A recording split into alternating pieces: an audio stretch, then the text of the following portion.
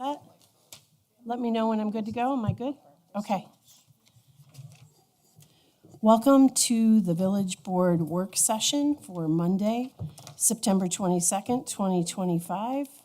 It's 6 p.m. We're here in the Village Hall Boardroom. Megan, would you take roll call, please? Trustee Wicca?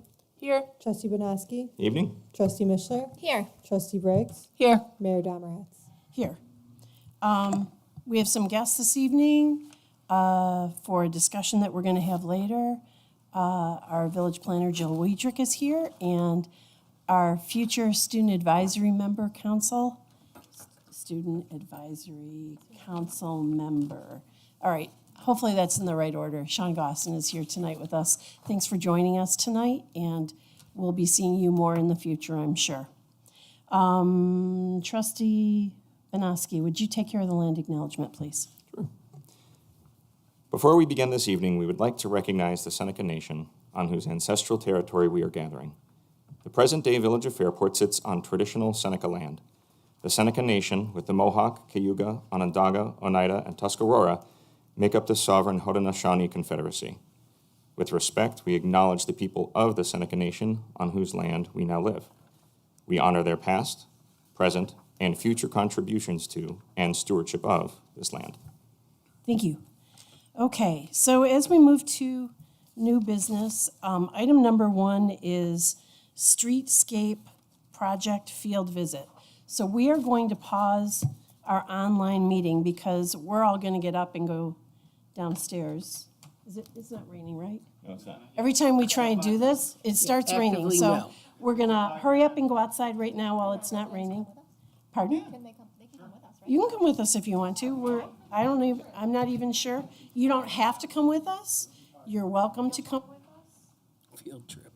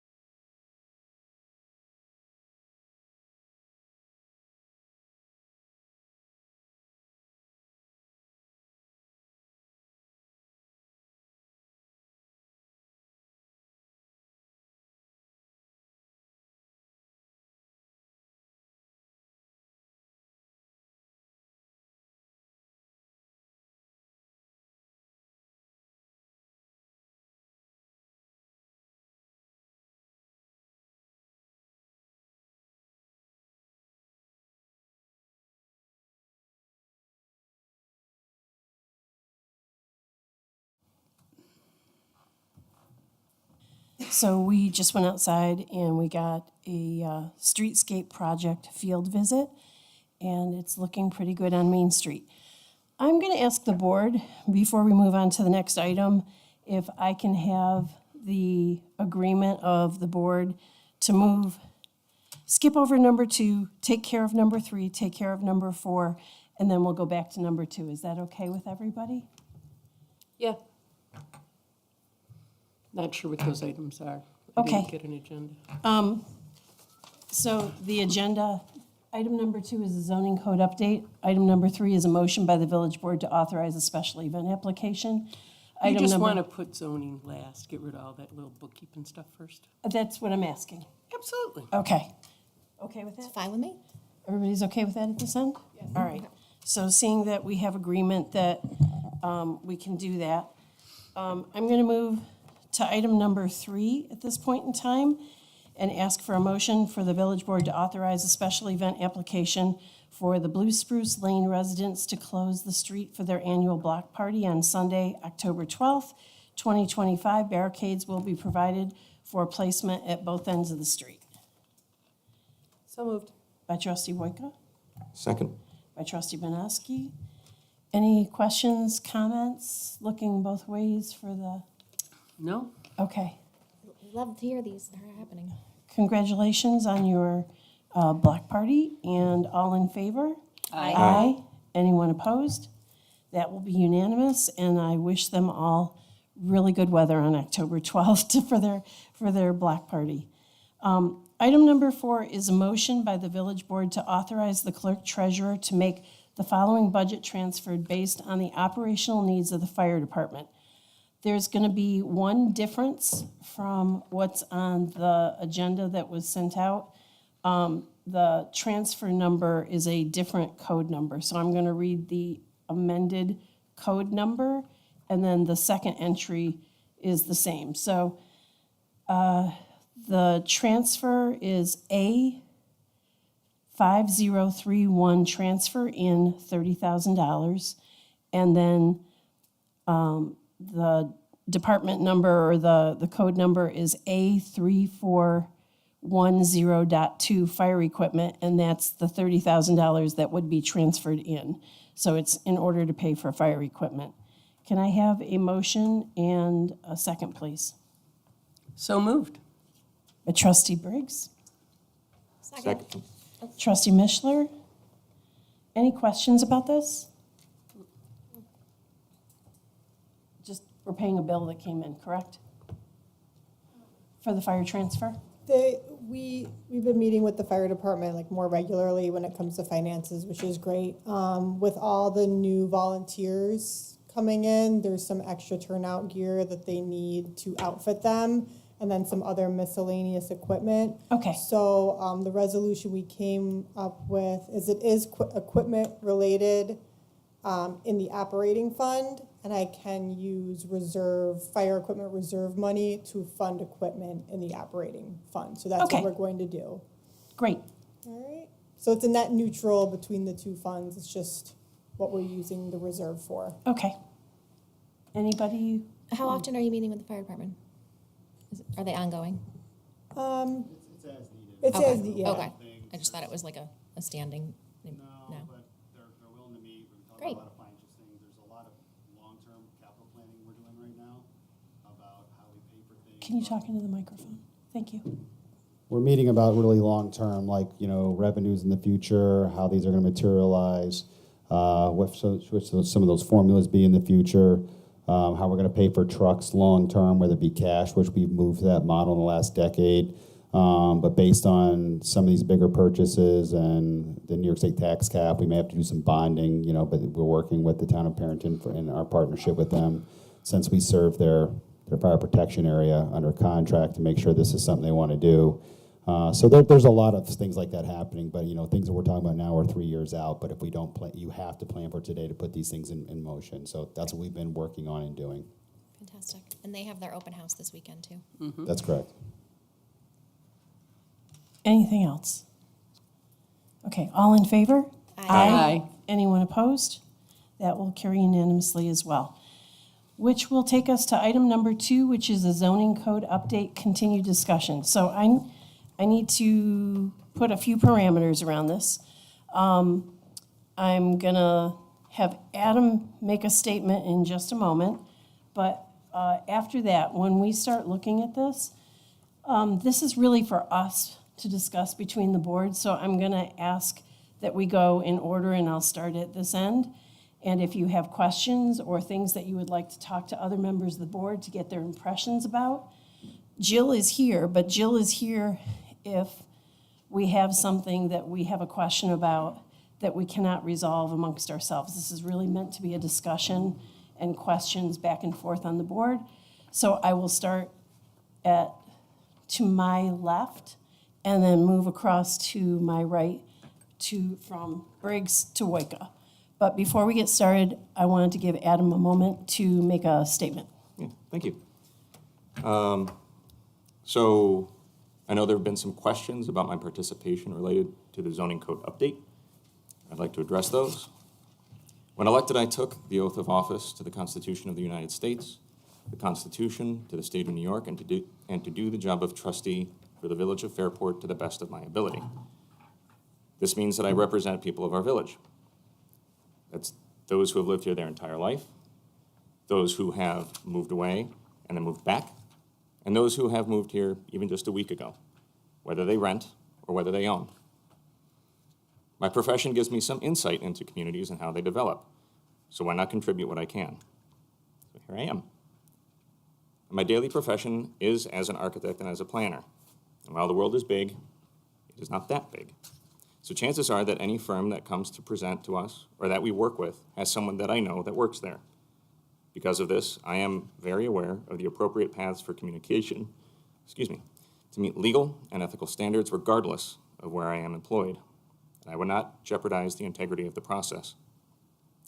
At the end of May this year, I began working at Fisher Associates, building a new architecture and community design-focused studio. Since that time, I have followed the same procedures of communication and feedback related to the zoning code as I had before my change of employment. I have confirmed with our village attorney as well as the American Planning Association ethics officer that there is no legal nor ethical conflict of interest. I am confident in my ability to be unbiased in this matter. I will always advocate for what I believe to be in the best interest of our village and our people while adhering to principles of legal and ethical conduct. Thank you. So with that, we're going to start to go through and Trustee Briggs, would you like to start us off with items that you have concerns about or questions about? And then we can address them one at a time. Nope, we can start somewhere else. I have a lot of stuff and probably comment on subjects when they come up, but if you Is want there me to- something specific that you wanted to comment on about the zoning code that you don't agree with or that you wanted to see changed?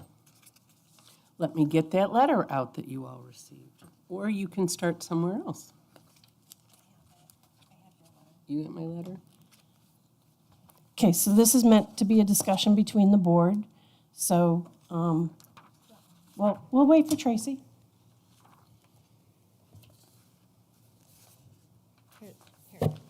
Here's your letter. All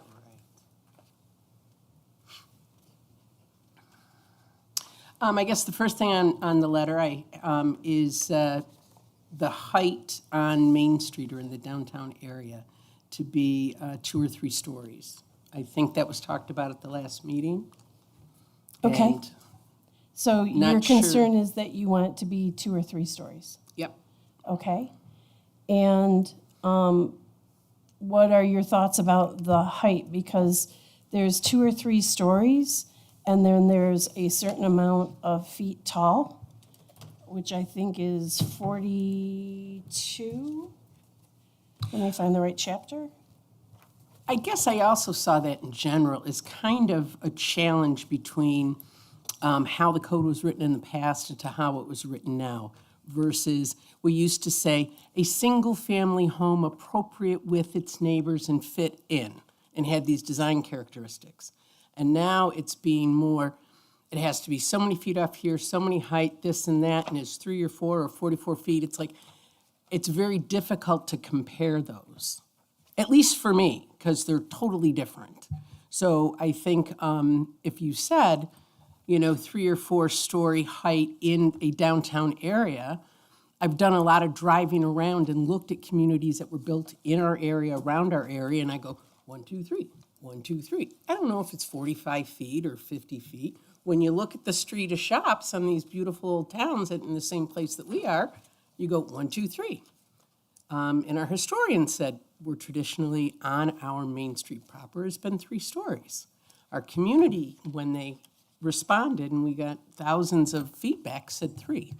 So I'm saying I would like 2 to 3 stories on Main Street, in keeping with the historical preference. I don't know if that's 44 feet. Okay. So I do know that we have the Box Factory, which is 5 stories tall. We also have Diane Prince Building, which is 4 stories tall. And I think whether it's stories or feet, I don't know that there's that much difference. So I don't want this to be a Jill, come on up here, but I just need your help in understanding what we have currently versus what's in the code. That would be terrific. That would be terrific.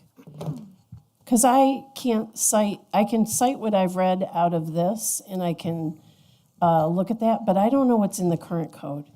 So our current code actually does, for all the districts, dictate height, setbacks, all of those things that you typically see in a zoning code.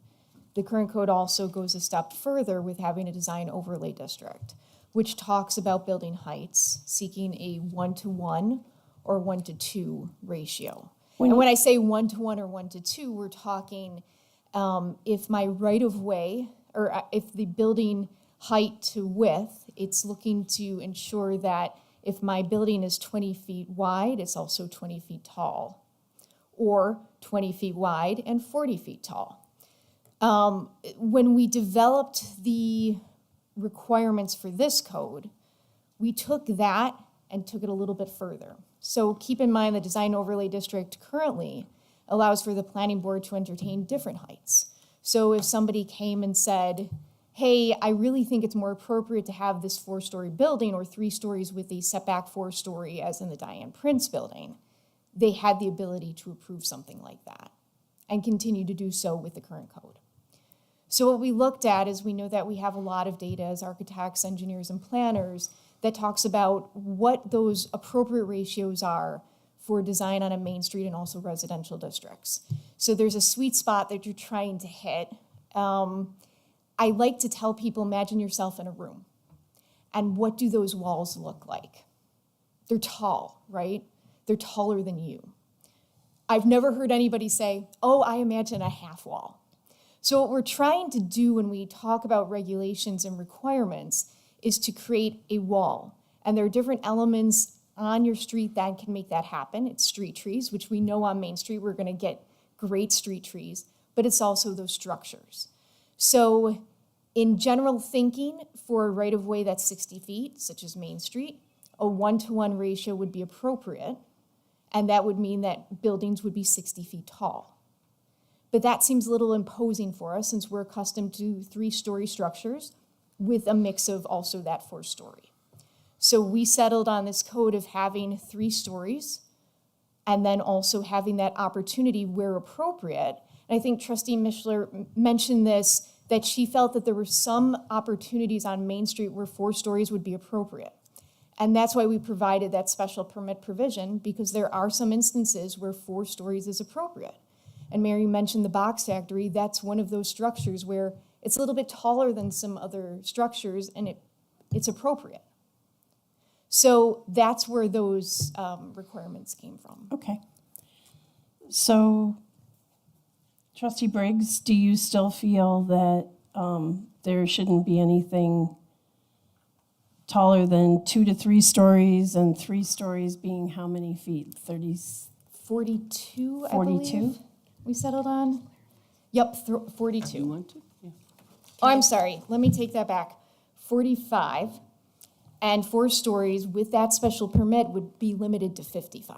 Can I just clarify something, Jill? Sure. Before we move on. We had a great discussion the last meeting about heights. Yeah. I learned a lot from you, sharing with me why the minimum of three stories was a need with development. So that was really insightful to me. I do want to clarify that what I said about certain places having 4 stories wasn't on Main Street. I do believe that there are places in our village that 4 stories, and I'm speaking about more of an industrial area, 4 stories would be appropriate. I don't really feel, let me make that a little bit more concrete. I don't feel that there is an appropriate spot on Main Street for 4 stories. I do know that the response that we got from the public around the Diane Prince building, which is 4 stories, which is what the mayor pointed out, many have responded that it's very tall. That was the feedback we got, and I sound like a broken record here, and I've written it and I've spoken it. It was even in the Beacon in that article, but I wouldn't cite any newspaper articles because there were other things in that article that were wrong. So I would not even cite the newspaper article. There were. well, what I'm going to say is not wrong. It was in there. I'll just. I forgot what I was going to say.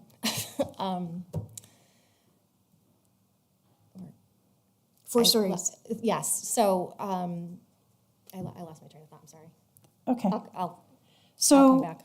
I think the Moonlight Creamery building is also 4 stories. Do you feel that that's an inappropriate use of that building? The It's first. not on Main Street. Okay, so if it's not on Main Street, it's I know okay what to I was have going 4 to say. I'm stories? sorry. I know what I was going to say.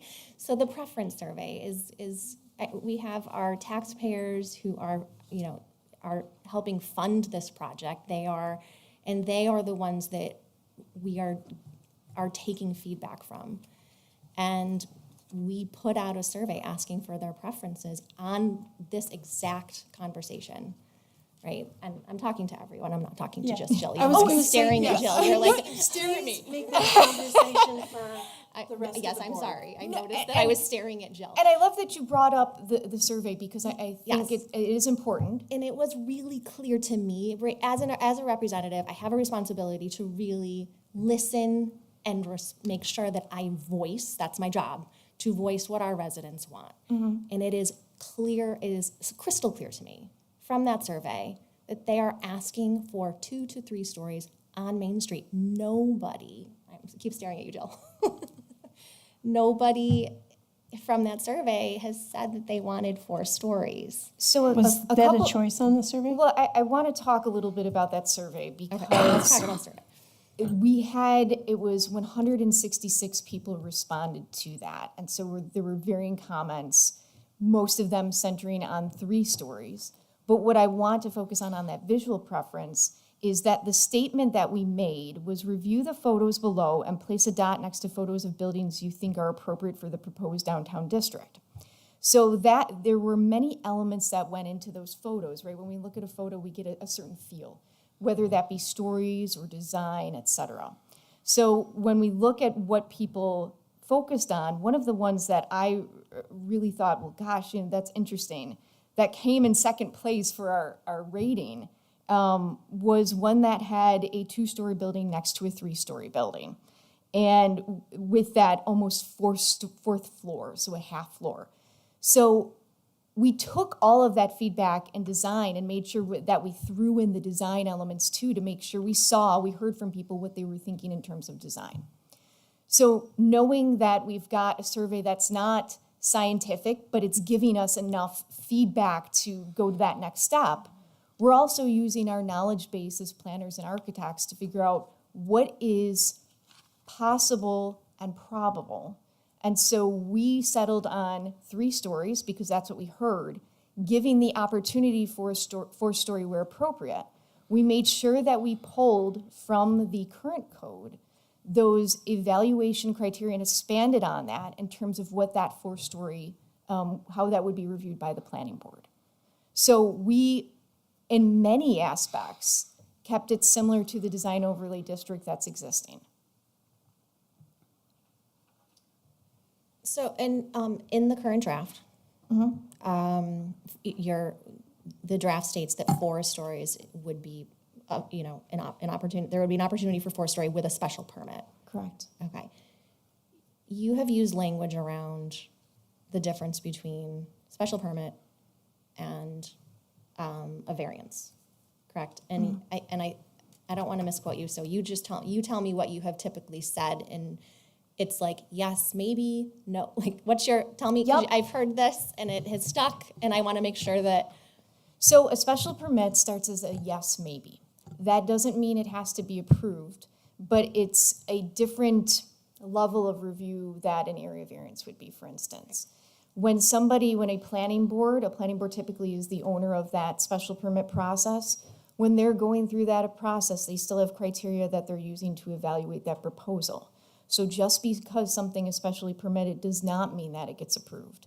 Over the course of my career, and probably John can agree, we've seen special permits get denied because they don't make sense. Perhaps there's impacts that are just not mitigated through whatever the proposal is, and those special permits are denied. So this opportunity provides the similar opportunity that we currently have under the current code to evaluate whether or not a 4-story is appropriate. And if the planning board says, yes, you've hit the mark, this makes sense, it fits in with the neighboring properties, it's appropriate, they may choose to approve it. If they look at a design and say, this does not make sense for the community, and keep in mind that when we do have a special process, whether that be a variance or a special permit, it is the opportunity for the public to comment. So there is an additional public feedback component to this that there isn't if you just say But 4 all- stories are permitted. But only with a variance. Incorrect. With With anything that appears before a land use board has the opportunity for the public to provide their feedback. I just feel like putting in the draft 3, but 4 with a special permit, in years from now, this conversation that we're having about how the constituents really prefer 3 stories, it won't be there to, to pad, if you will, the code, or this story and the context of this will not be there. It'll be, what will be there will be 4 as yes, maybe. The code is very clear and land use law is very clear. It doesn't change. If there is a different person sitting in this seat, land use law is the same. How we entertain special permits in New York State is the same. So if I leave tomorrow and this code gets adopted, the same parameters will be followed. I guess I kind of see, echoing a lot of what Emily has said. If you go back to the original surveys, the Diane's Prince building, not universally loved and appropriate. I did not get that impression when I read through the thousands of comments, and some of them were like, oof, no, it doesn't belong. Same sort of comments around the Parker Street housing. And I see a factory on Main Street that happens to be 4 or 5 stories in the Diane Prince building is the outliers, not what we're basing our future on. You see what I'm saying? I don't want that to say, well, we already have 2, we might as well just fill in the rest. In the design style and the height, I really do not believe that is the vision for how the majority of the residents want the rest of their Main Street to look. And that's a 3-4 thing, or a 2-3. I want you to finish your comment before I say something as well. Just kind of echoing on. Well, I don't that's want to what- interrupt yeah. you. I have heard from members of one of our land use boards, well, this is setting a precedent.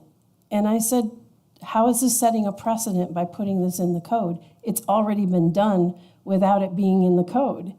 And I think this gives the planning board more control than what's in the code today.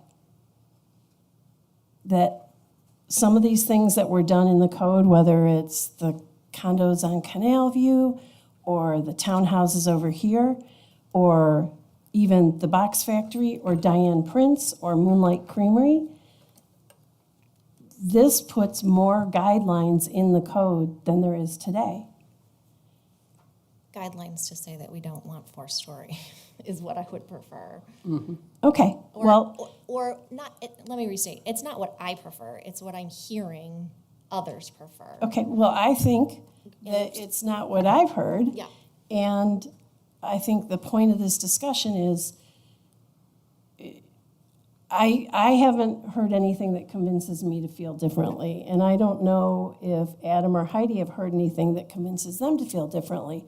So the point of this discussion is either we have to come to some agreement, or we're just going to continue to move forward with differences between what we think works in the code. But I wanted to make sure that you had an opportunity to have this discussion, to sit behind. I don't think that there's as many people in this community that have a problem with there being 3-story buildings with every once in a while there may be something that comes in front of the planning board. I don't see 4-story buildings everywhere on Main Street. I don't foresee that happening at all. And so the letter that I wrote to the board was my concern, not just on the heights of the buildings in Main Street, but I also had concerns of the heights in the transitional neighborhood as well. Okay, so if we'll we move want- on to that. Before we move on Yes, Yeah, sure. before we move on, go ahead. to that, Jill, you said how many people participated in the survey? So in the survey that we had, that was 166 people, Out of over 5,000 residents in the village. correct? Okay. And I just want to say, what we currently have in the village, the 3 and 4 stories, the box factory, the Diane Prince building, all of those things that currently exist in the village are what makes the village of Fairport interesting. That's why people want to come here, because it's interesting to look at. It's a mix of all of those things. I think 3 stories with a 4th story special permit is completely acceptable, because I don't, with the provisions that are put in there for the specifications that are required for that special permit, it's like 4 out of 6 things need to be met. Right, Jill? The requirements for the special permit, there's 4 items, such as the views and vistas, to ensure that those are preserved. Right. The requirements that you're referring to are specific to residential, which we can obviously discuss when we're talking about the residential transitional. Thank you. I also think that there is not going to be any one thing that is universally loved by everyone. I think I like the Diane Prince building. Some people may not like the Diane Prince building, but I think it makes it interesting. It makes the downtown area visually appealing to look at. And I like the height. But that is also what I hear from people as well, is that gives that 3 stories with the 4th story special permit gives much more flexibility for potential for mixed use, for housing opportunities, for business opportunities. It just gives more flexibility, and I think the safeguards that are in the draft code will ensure that we keep Fairport looking the way we want it to look. And see, I was thinking about that like completely opposite, in an opposite manner. I was thinking about the fact that the 3 actually gave us the minimum that was required, because I had listened so closely to what Jill had said at the last meeting, that the 3 was a needed height to sort of, for developers to be interested in that. And so I was like, oh, this is like a no-brainer. 3 stories is giving us what developers would need, and it also satisfies what we received in the survey. So 3 stories seems to be the perfect, Which is true.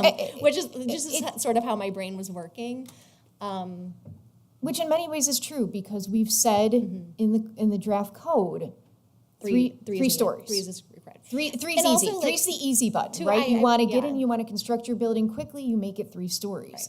If you feel that those numbers don't pencil out and you can make the argument, and you're still limited again to that 55 feet for 4 stories, then come before the planning board and make your argument and ensure that you are preserving the vistas, et cetera, et cetera. We carried over from the current code, the design overlay district, the minimum of 24 feet, which is typically 2 stories. I appreciate your comment about just sort of the unique or interesting, I think was the word you used, right? I don't, varying heights can make, I think, a main street look interesting. I was also thinking you could probably get varying heights with 2 to 3. You don't have to do 3, you could do 2, right? So you could get that sort of varying height in a different way, just not with such a, but agree to disagree again. Adam, did you have, I like started to move on to another topic without coming down and saying, what, would you like to add something about the stories? Thank you for catching me, Heidi. Not at the moment. I'm curious to see just how it continues, because I know we have some other concerns about heights. I think we were talking about the residential areas, right? Yeah, I was curious. I would love to have a conversation about the transitional neighborhood. One last thing before we go there. Yep, I like the 3 stories, and I understand for the mixed use.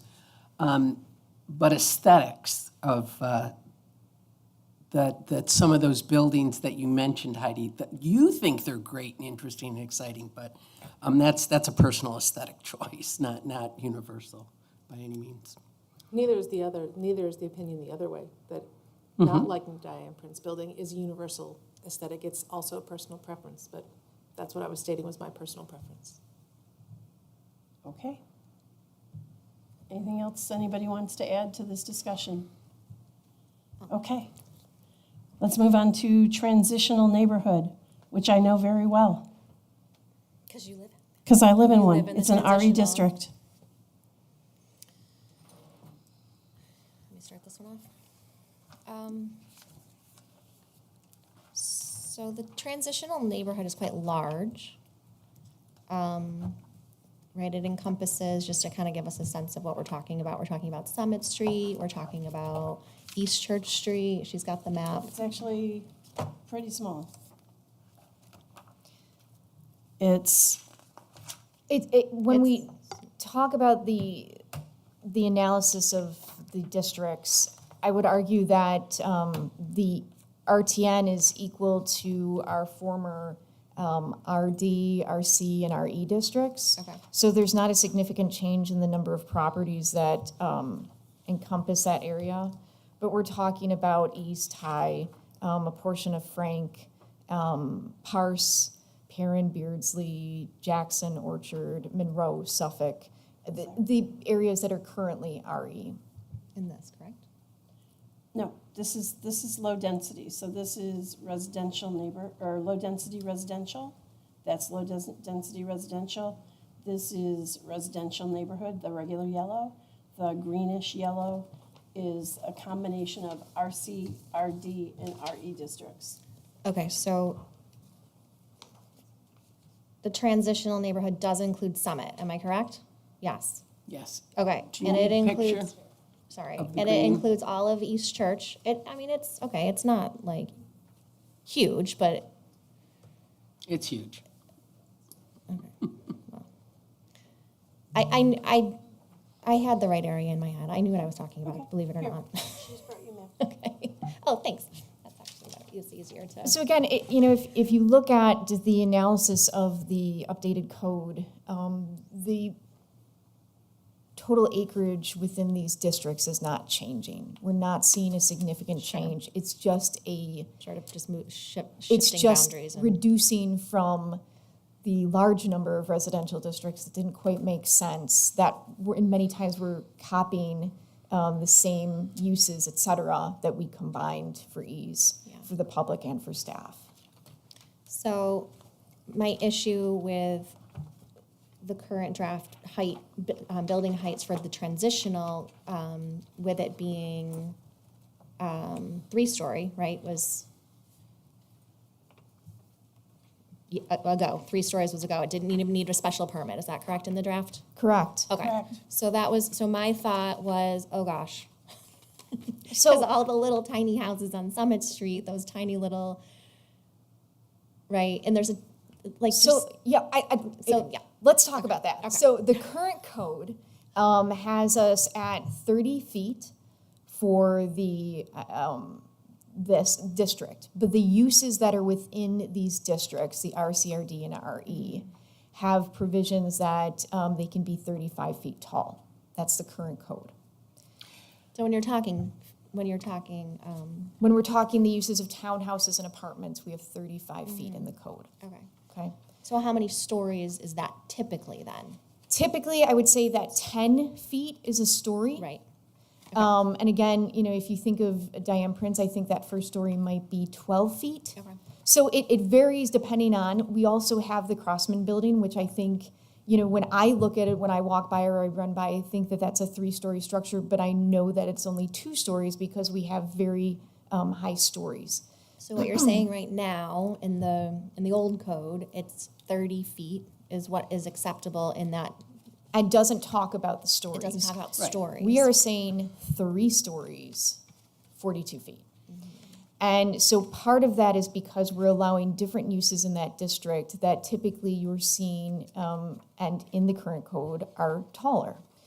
We also know that many of our residential streets, the right-of-way is 50 feet. So again, going back to that discussion of 1-to-1, when we have walkable residential neighborhoods, we want them to be 1-to-1, 1-to-1.5, 1-to-2. So to have the sweet spot for a residential neighborhood is between 25 and 35 feet tall for those structures. We settled on having that 3 stories and 42 feet to provide opportunities for townhouses and you know, any other uses. So we're ensuring that there's the mix. We heard from the public that they want to ensure that there's diverse housing options. We did that on Main Street. And historically, our RC, RD, and RE districts have had that diverse housing. We heard from the public that they said RB and RA, we want that to be primarily single-family homes, and that's what is reflected in the draft code. So we tried to carry over many of those elements from the existing code and update them to the knowledge base that we have now. So when the code was created in 1992, we knew a little bit less, and now we know a little bit more. And so when we have that knowledge, we want to make sure that we're applying it. So in 1992, the residential transitional neighborhood said single family. It did not. There were a number of uses. So we're talking garden apartments. It talked about 2 families, 3 families, had the opportunity for single-family homes to convert to multiple units. So that historically RE, RD, RC was this opportunity for a larger mix of uses than the RB and RA districts provided. So RE currently also allows for 2 structures to be on that lot as long as you're respecting the setback, the lot coverage, et cetera. So you can have on our RE parcels that are on Church Street, for instance, you'll see if you look at the map, there are a number of parcels on Church Street that are quite deep. Today, somebody could come in and apply to have an additional single-family structure on that property.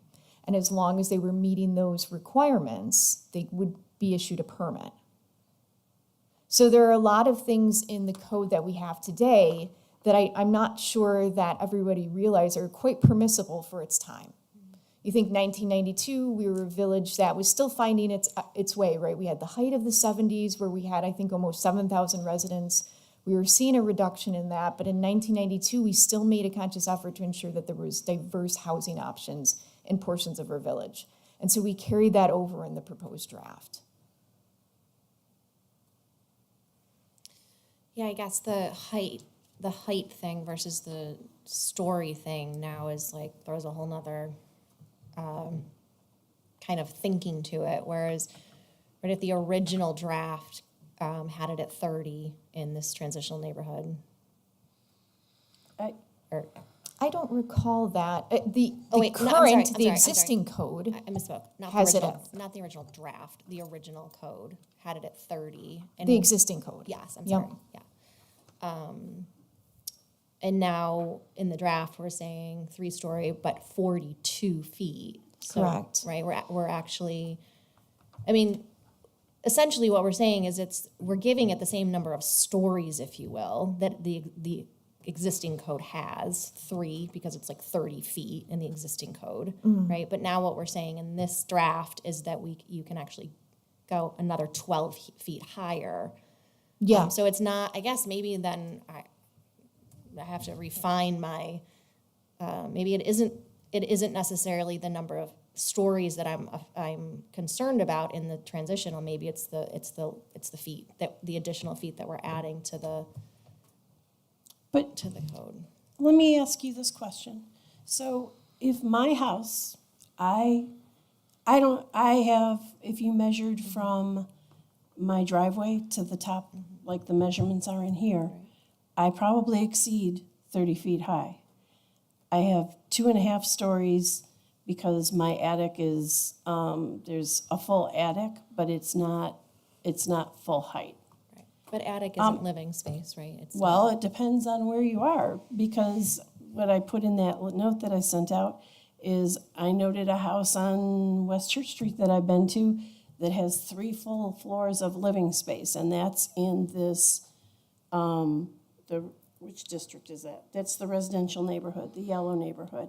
So when we talk about stories and we talk about feet, I know that you're talking about Summit Street, but what about the rest of the community that if my house burned down, God forbid, I wouldn't be able to build it back to the same height that it is because I believe it exceeds 30 feet if we stuck with that 30 feet.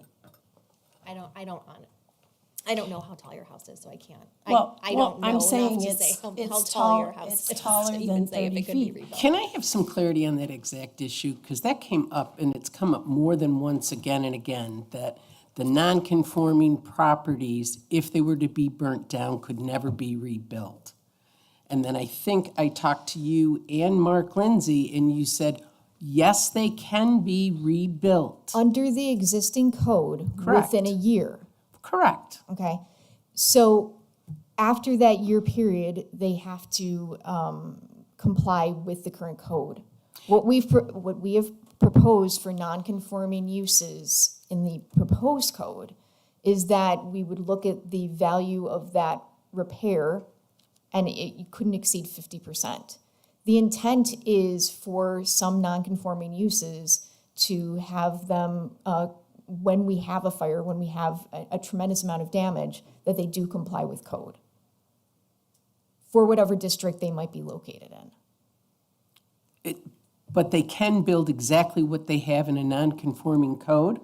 No, I guess I'm not understanding your question. A non-conforming code? If I have a house and Okay. I've got the variance and I've put on a porch or a back room and I went through all of this in the 70s and everything was approved, house burns down.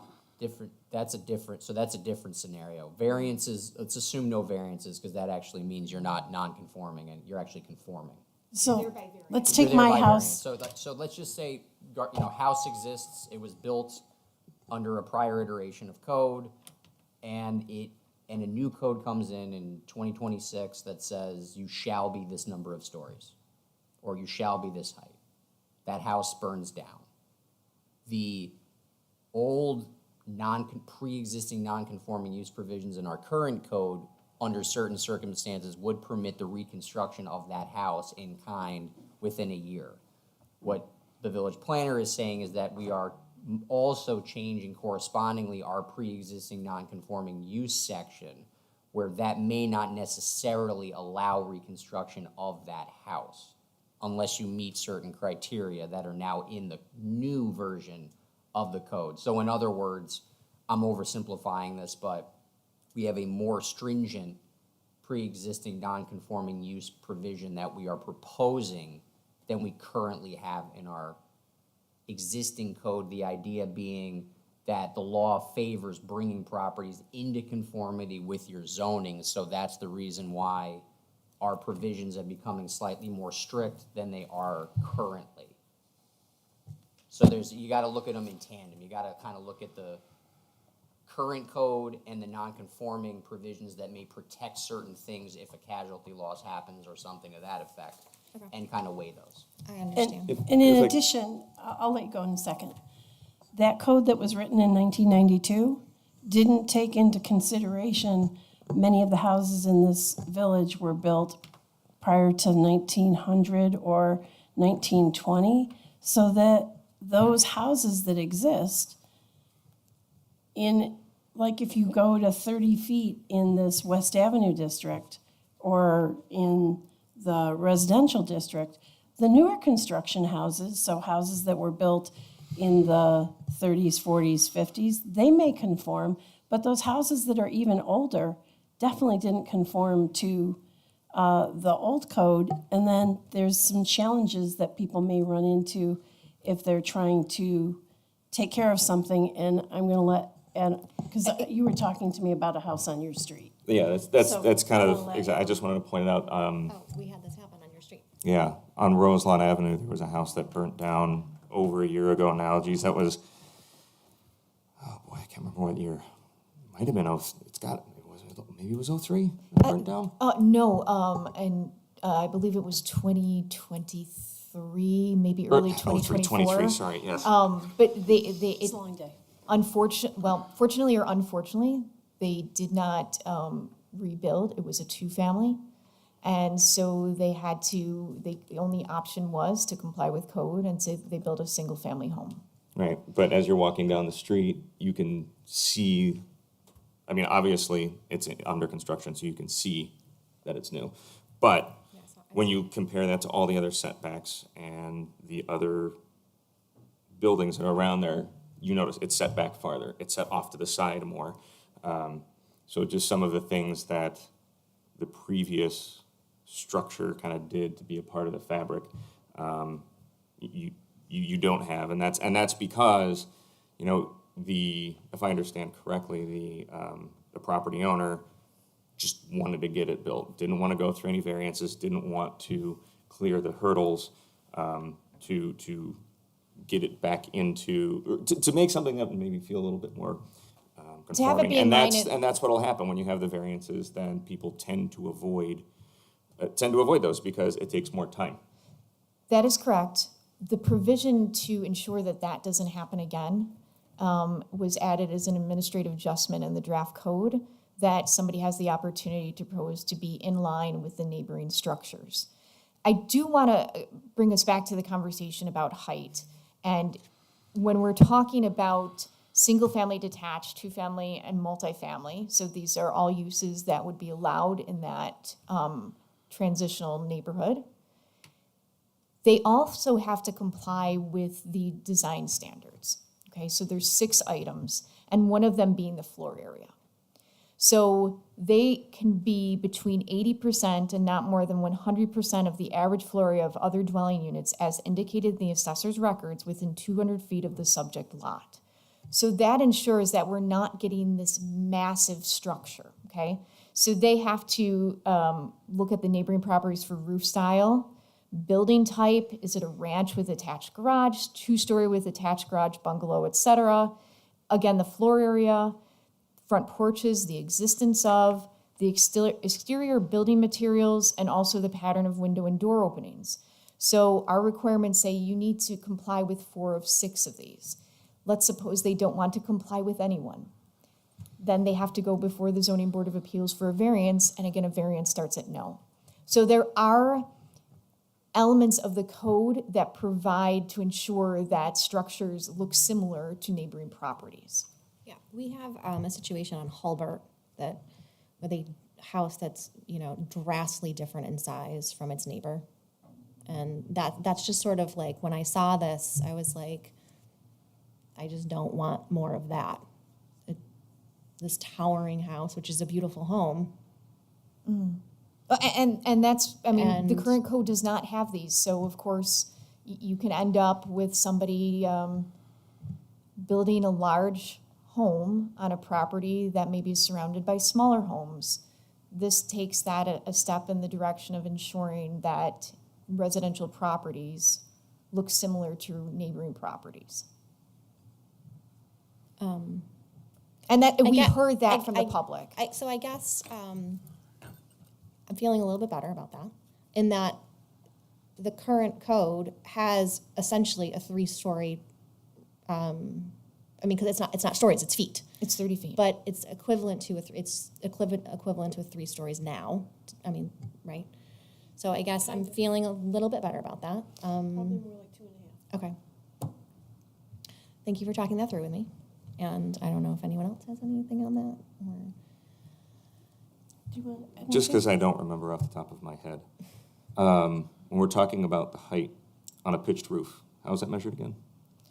At least in our code. At the midpoint, Midpoint, At where, okay. did you say? The top point? Or- the mid. So right where my ring is, we would measure that. It's pretty typical. It's very typical. I've never seen a code that doesn't use that. There's a diagram on,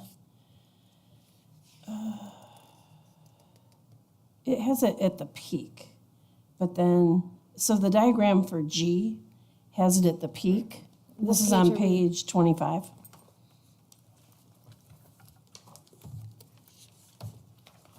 And it's the same on 26. I saw one that was different before this, though. I'm sorry, I apologize. That is correct. So it's at Our- the peak. Our current code measures it at this point. So when we talk about 15 feet for an accessory structure, it's currently measured at that midline.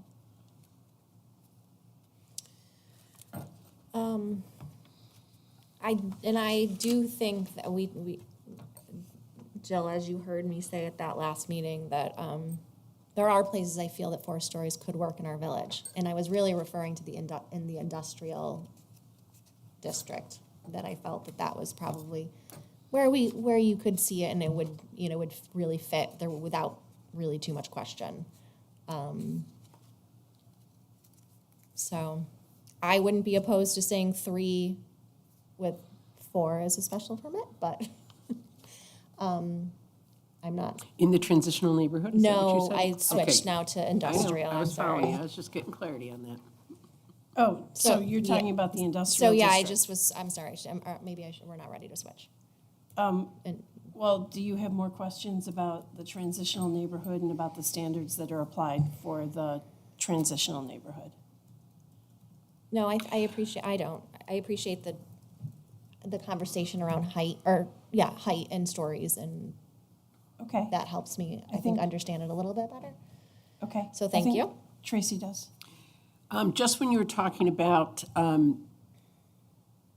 what are the new restrictions for the non-conforming that are in the new code when compared to what were in the old code?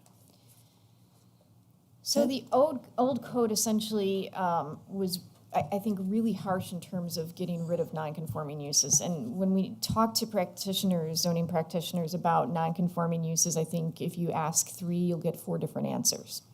There's a school of thought that wants to preserve as many non-conforming uses as possible because those are typically what make our communities interesting. And then there's others that take the hard line and say, these are uses the community has now said are inappropriate. We tried to strike some sort of a balance in terms of what is in the non-conforming regulations. And of course, we had this discussion early on with the village board about what might be desirable to have in here. Jill, what page are you on again? So I am on Article 12, which would be page 207.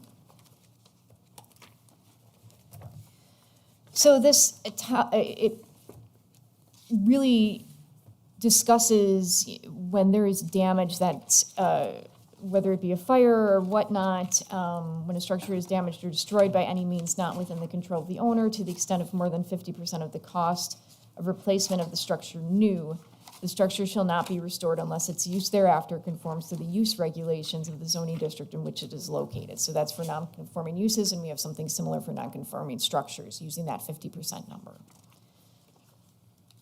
We also included in there modification. So a residential use may be extended, expanded, enlarged to any additional portion of an existing building or structure.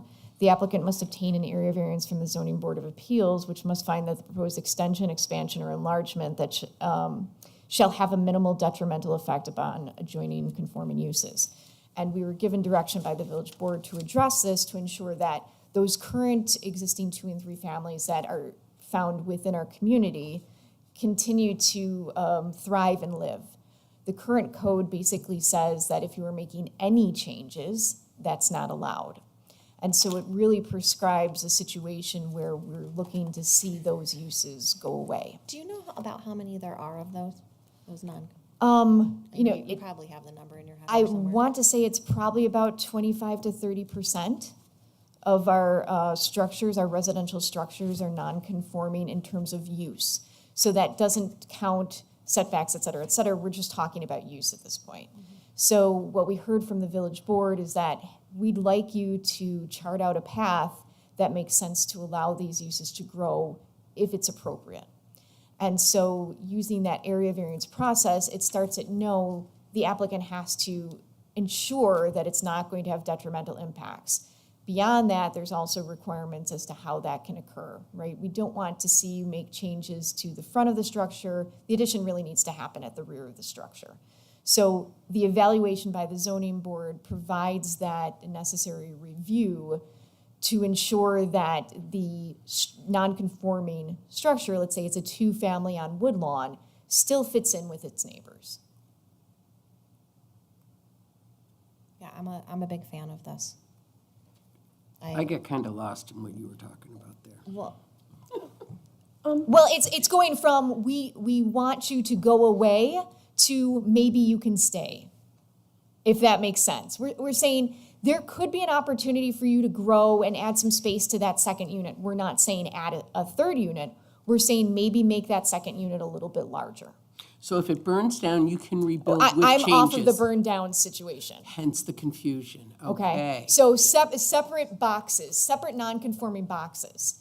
So we talk about destruction and we talk about that 50% number. We're also talking about a non-conforming structure that perhaps is just living its best life. And somebody says, you know, I'd love to live there, but the unit isn't large enough for me. And that property owner can come before the zoning board of appeals and say, I'm proposing to extend this unit so that I can attract more families, et cetera, et cetera. You know, there obviously was a time where a 600 square foot house was appropriate and people lived in 600 square foot homes, right? And if you had 800, you were living good. We're now seeing that typical homes are between 1,800 and 2,200 square feet in an urbanized area like ours, where you go out in Perrington, it could range between 3,500 and 5,000 square feet. So this provides an opportunity for somebody to make that unit a little bit larger to accommodate our modern needs.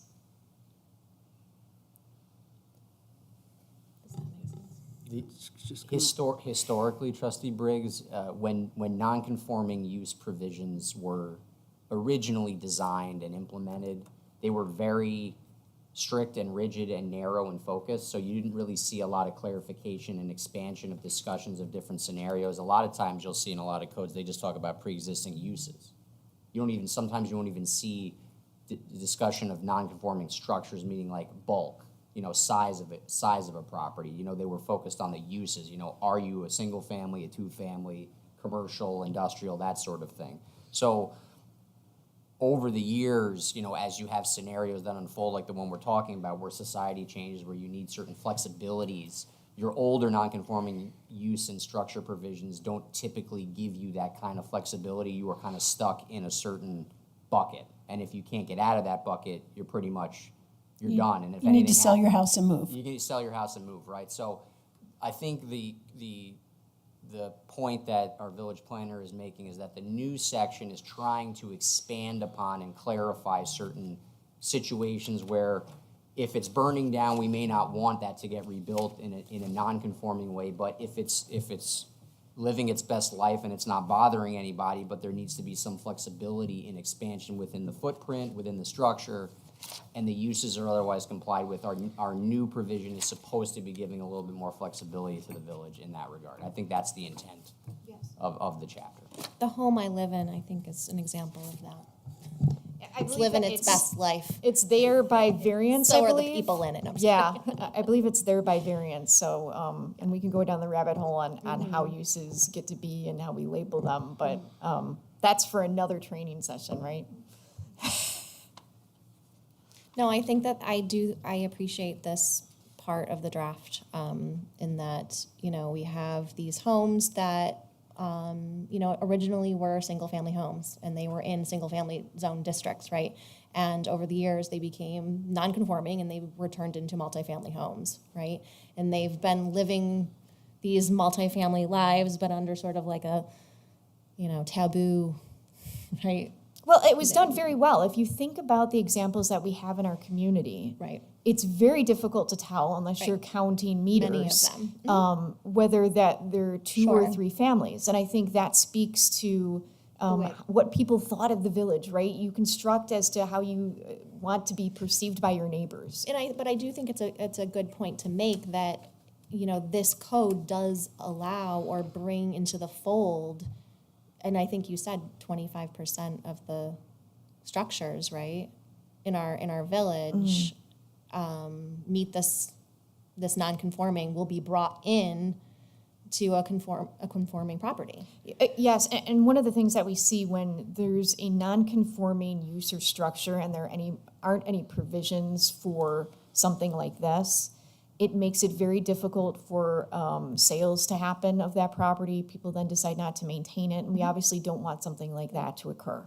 So to put in provisions that have a review component by the Zoning Board of Appeals, I think is appropriate. But I think it's great that we're bringing those properties, the multifamily properties up to code and so that they can be updated. Now, is the other side of that all of the single families can also now become doubles? Because that's an acceptable use in that area now? So the location, if you look through the uses that are allowed, we can all turn to that page if you'd like. So those would be found, Are you looking for the table? yep, The table is. page 60, Yeah. 4. 63 is where we start. And that's where we start talking about dwellings. So you can see multifamily is permitted in RTN, and that's just 3 to 4 units. Residential conversion, which I think Trustee Briggs, you might be getting at in terms of the 3,000 square foot provision, that would be allowed in every residential district. We then have single-family dwelling that is allowed in every single district. We have townhouses that would be permitted in residential transitional. And we have 2 families that are located in In general residential. neighborhood. Yes, I was just covering the residential Okay. districts, yep. Okay. And then we have 2 families that are only allowed in the residential transitional. That keeps to many of the basic uses that are currently in the existing code. So not a lot of variation with that.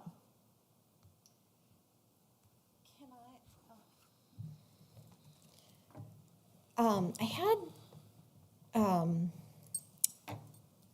I guess, I was confused about an ADU part, but it does connect to this multifamily. So I'm not completely switching topics. I really am staying on topic, if you don't mind. I knew we needed to go to ADUs. That was where I was going to Okay. suggest we went So, next. but I'm really talking about, because we're talking about multifamily in the different neighborhoods, right? So, in the draft, under ADU, I have it marked, So this is page 85. page 85. The first sentence actually says 1 ADU is permitted per lot per single-family dwelling. Okay, wait, hold on, sorry.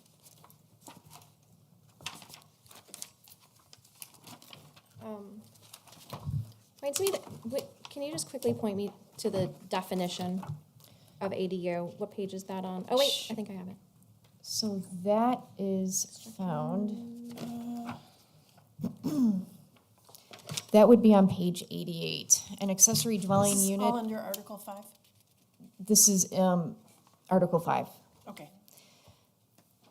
Oh, yeah, here it is. I had Yours it, is look at, I even 87. had it. I'm just kidding. Okay. So number 2, it does say that ADU may be fully enclosed within the existing principal structure. Can you explain what that means? Sure. So in some instances, somebody might decide that they want to have an accessory dwelling unit in their basement. They, of course, have to meet building codes, so they'd have to install a larger window. But they don't necessarily have to attach it to the structure. How is that, I guess, I'm asking because I don't understand the difference, but maybe there's not a difference. How is that different or similar to a 2-family? So when we say accessory, it's accessory to. and it's limited to 650 square feet. So when we have a two-family, we're not putting any limits on the size of that second unit. This is limited to 650. So because it's limited to 650 square feet, it's being classified sort of, if you will, As accessory, as accessory. correct. Versus multifamily or two-family dwelling. So essentially, what we're saying, because accessory dwelling units could be, they're in the draft, they're in all residential districts in the draft, right, currently. Correct. So we're saying that every home, if they wanted to, they could, inside the existing square footage of their home, make a separate unit that's 650 square feet. They could. And the only difference between that and turning it and classifying it as multifamily is just the size. Correct. And Is that, Yep. was that intentional? Like, did we want, or was it's that? also limited to one bedroom. So if you want to go through these, we're One very bedroom, one bath. Yup, connected by yeah. utilizing common structural elements. The addition of an attached ADU to an existing structure cannot extend past the existing building's front building line. So we cover all of those elements to ensure that there's some parameters that provide some protection, because we heard from some folks that said, I'm concerned about this. But on the flip side, we also heard from people that said, I want this as an opportunity. So we felt that the best way to handle this was to provide something that was in the middle, which you'll find much of this code is in the middle from what we've heard from folks. This provides an opportunity for not necessarily somebody to rent it out to a random person, but for more often than not, you're going to see accessory dwelling units, if they're constructed, keep in mind that they can be very pricey, that it's used for the sibling, the grandparent, the parent, and you're not going to see, in my experience, and I tell this story a lot, I worked for the city of Rochester for 8 years. There's currently on code a provision that allows accessory dwelling units. Over the 8-year time period, our department issued 1 permit. So this is not, this is not something that you're gonna see every single person put an accessory dwelling unit, but it's an option. They still have to meet, if they're attaching it to an existing single-family home, they still have to meet those setbacks. They still have to meet lot coverage. They still have to comply with parking. When we talk about the design requirements, they still have to comply with all of those elements. But this provides that opportunity within parameters. Is there a residential requirement, or can you rent both? You could rent both. We don't regulate the rental of a single-family home. I mean, in many neighborhoods, there are a number of single-family homes that are rented by folks. So I understand that, Yep. but this So would we be do- once you had an ADU. Correct. We're not regulating that. We're not regulating the ownership or who resides in those structures. So I was talking to Trustee Waika about this, about ADUs this weekend, and we know that this is something that really can benefit families in our community when they have unique needs, which I feel is really important. And so we certainly want a code that will allow for our residents to have that available to them. I just want to be careful of the implications of how we do it, right? So I want to make it available, of course, if this is something that's helpful. I mean, I have had aging parents that are no longer here, and that would have been a lovely thing if we could have done that. So I am very sensitive and appreciative to that, and making sure that we put that in our code. But I also just want to be careful of how we do it and the implications of what we do.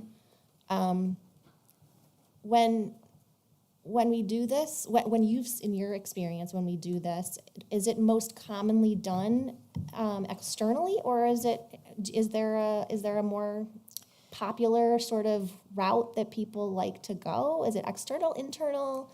So I think it depends on the situation and how the house is laid out. In the 1 permit, again, that we issued in the city of Rochester, it was an addition to the structure. And in my opinion, it was done very tastefully, and somebody driving and walking by would not even know that it was accessory to that the principal Right. structure. I mean, we a have some single-family home. non-conforming ADUs that are attached in our community now that are actually really nicely done. We have some accessory dwelling units that, I'm aware of one that it doesn't appear that there's any legalizing documents for it. And my gut says that is probably the case in many homes, not in just the village, but in our community. If you think about historically how we dealt with aging relatives, Sure. that they typically went and lived with another family member. And I think that the United States is getting back into that mode where we're not necessarily having folks go to assisted living or nursing homes, but they tend to end up with a family member. So I think that this is a means to keep people in our communities where they have family, they have friends, and they have a caring community. And they're also, when we're talking in terms of the silver tsunami, if we're talking about economics, older adults have the most money to spend in our community. So just from an economic standpoint, it makes sense. When we discussed conversions of single-family to multifamily, To two-family. yes, to two-family, like months and months ago at this point, we were really sort of, I think, careful and balanced about how we did it, how many this would bring into the fold. We, came to this 3,000 square foot decision. I think for a number of reasons, it sort of, there was only a certain number of homes that gave us the 3,000 that would be, available to do that with. We certainly I think balance is the key. I think Trustee Waika has mentioned balance, like the code is balanced, we want to balance, we don't want to, I think there's people on both right, ends. on both sides, yes. And we're trying to find something that's in that middle that tries to, it's never going to Right, and I satisfy think that people that's at both what, ends. when we came to the 3,000 square foot decision, that sort of, we decided on that because it felt like a nice balance for us to add more two-family into the fold that way. Am I right? Yeah. Do you all agree with that statement? Okay. So I feel like a little, and please tell me. I guess thinking more about the ADU piece being internal, it now feels like, call me crazy, but this is sort of now what I'm thinking. It now feels like we are allowing, essentially, I mean, I know we're calling it ADU because it's only 650 square feet, but essentially, to me, if you look at it sort of with a different sort of lens, you could also say that we're allowing for two-family in now all of the districts, as long as the one family, if you will, is 650 square feet. Does that, am I at It's least not like, gonna support a family. I know, but am I at least explaining my thought here? Do you understand what I'm saying? Am I being clear? Yes, Okay. yes, but when you limit it to 650 square feet in one bedroom, you're limiting the number of people that can occupy that space. So when we're talking about the addition of an ADU to either being an actual addition onto that structure or within the structure, when you're limited to one bedroom, at most you're maybe getting two people, right? Maybe it's grandma and grandpa that move in. And so when we're having this discussion about what does that look like in terms of impact to the community, a two-family could, depending on the size, each unit could have 4, 5, 6 people. When we're talking about an ADU, you're talking about that single-family structure and maybe the addition of 1 or 2 additional people. Keep in mind, you have to meet the parking requirement. You have to be providing parking on site. You have to ensure that it's not this monstrosity because we've limited to 650 square feet. So we're very deliberate with how that was done to ensure that it's not going to have this massive impact on the community, but provides for the opportunity for grandma and grandpa to live within that structure, essentially. If I could add one thing to it, it also allows the people who maybe do live there to continue to live there as they get older, right? When you're on a more limited income, right, because you've retired. For example, when I lived in Boston, that was the situation. It was the house that an Irish couple, they raised their children in it. The kids have all grown, they have their own grandkids, so obviously they don't need the whole house, but the mortgage is paid. So, we'd like to stay here if we could. Having that 80, that's another way that enables people who live in our community to continue to age in place as well and address what I'm sure economists are all seeing as a larger gap between what's coming in from, either the retirement incomes or government assistance and what the cost of living is. A single-family home could have 6 people living in it. Right, because we already said that the houses that were 3,000 square foot could be split into 2. We didn't say that the 2 had to be equal. We didn't say they had to be 1,500 each.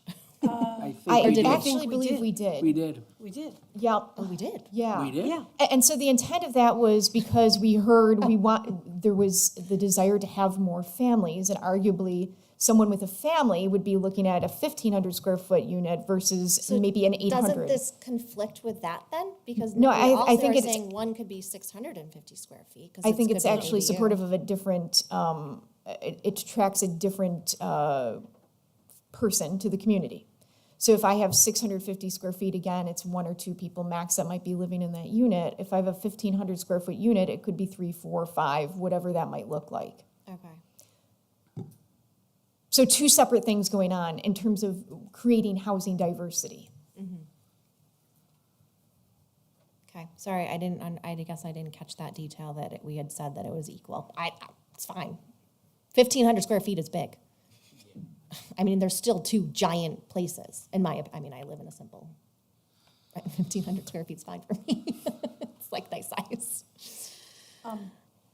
Did you guys have anything that you wanted to add with regard to ADUs or questions that you wanted to discuss back and forth? Or Tracy, did you have any other thoughts? Nope, a lot of them have gotten answered. Okay, I have another one if nobody else does. go ahead. Go ahead. I feel like I'm talking, What- I'm sorry. Well, no, talk to everybody at the board. Okay, What okay, is- can you clarify so now I'm on the draft, or the changes, Okay. the email. I had to start just printing stuff out, because there were so that- many. So it was an email, it was the one with it says below is a list of changes that have been made to the draft since July 29th. It was after we received all of the comments, Okay. and Jill sent us the list of changes. I was good up until now there's just bullets, so. Okay, so it's 1, 2, 3, 4, 5, 6, 7, 8, 9. The 9th bullet down, it says, do you have it there, Jill? Yep. Okay. Added to use is that no lot in a residential district shall have erected upon it more than one residential dwelling building except in the residential transitional neighborhood. That's it. So that is in keeping what's in the current code. What does that mean? So that means that you are only allowed to have one residential dwelling building. So if I have, let's say that in the RA district, I decide that I'm going to, I love my house, but I'm gonna knock down my neighbor's house, and I'm gonna buy their property, I'm gonna combine it with my property, I still, no matter the size of that property, I'm limited to one residential building. Is that helpful? That's what that means? Correct. It's one residential structure. You cannot have 2 residential structures on a lot in a district other than the residential transitional neighborhood. Okay, That's so- in current code, we say that in the RA district, there's no limit. Okay, so, but there's that exception. That's the part I was wondering about. What does the exception mean? It says Except in the residential transitional neighborhood. So what's that about?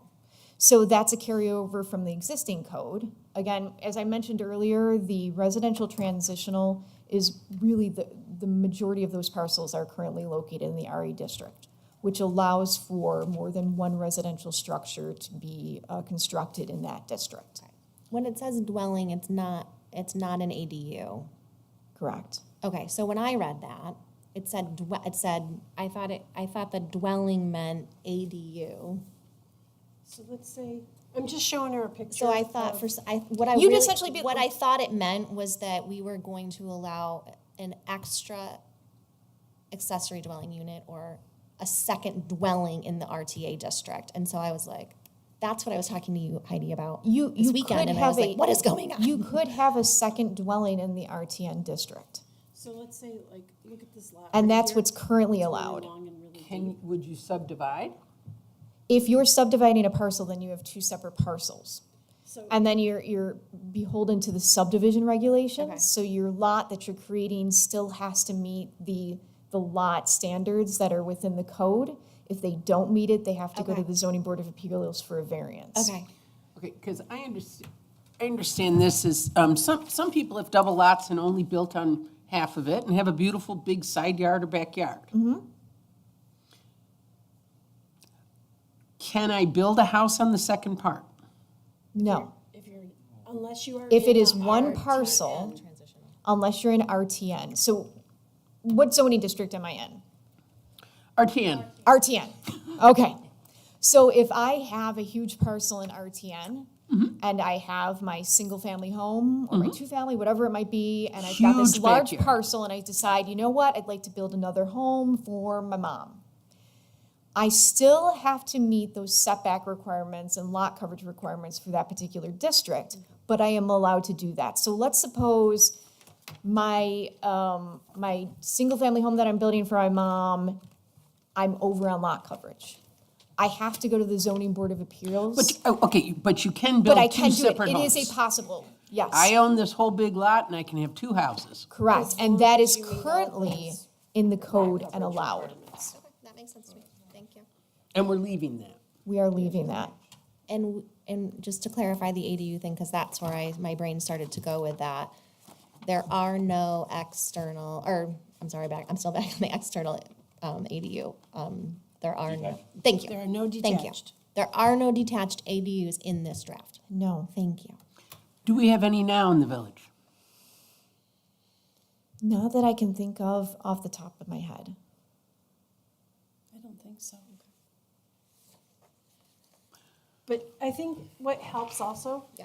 is if, so in these RTN neighborhoods, there are some really large lots. lots. Now, this lot, some of these lots, this is a cemetery. That is not a lot. I wish some of those had been marked with different things. It's like, that's not a lot, that's a cemetery. It's still I know, it's how that zone land single is family, it's classified. just a But like, cemetery. So over here in High Street, there's this really long, deep lot, right? And it backs up to this other district. If I didn't already know that the back end of that lot is like in a flood plain, I could own that lot and I could say, as long as I met the standards, so let's say I have a really small house on the front of the lot. I have a 1,000 or 1,500 square foot ranch up in the front. And I said, but I want to build another 1,500 square foot.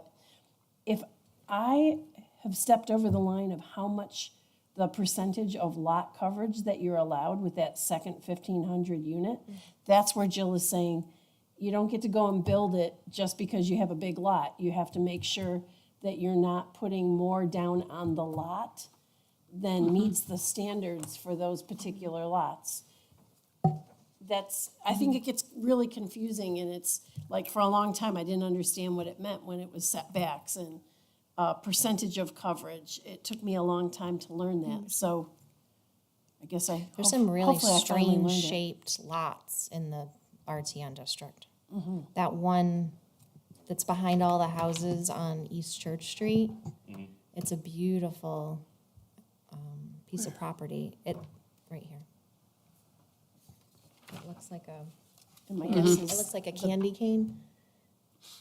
There's a huge section of land that goes behind a lot of the houses on East Church Street. And there's nothing built on that. I mean, the topography topography is is pretty.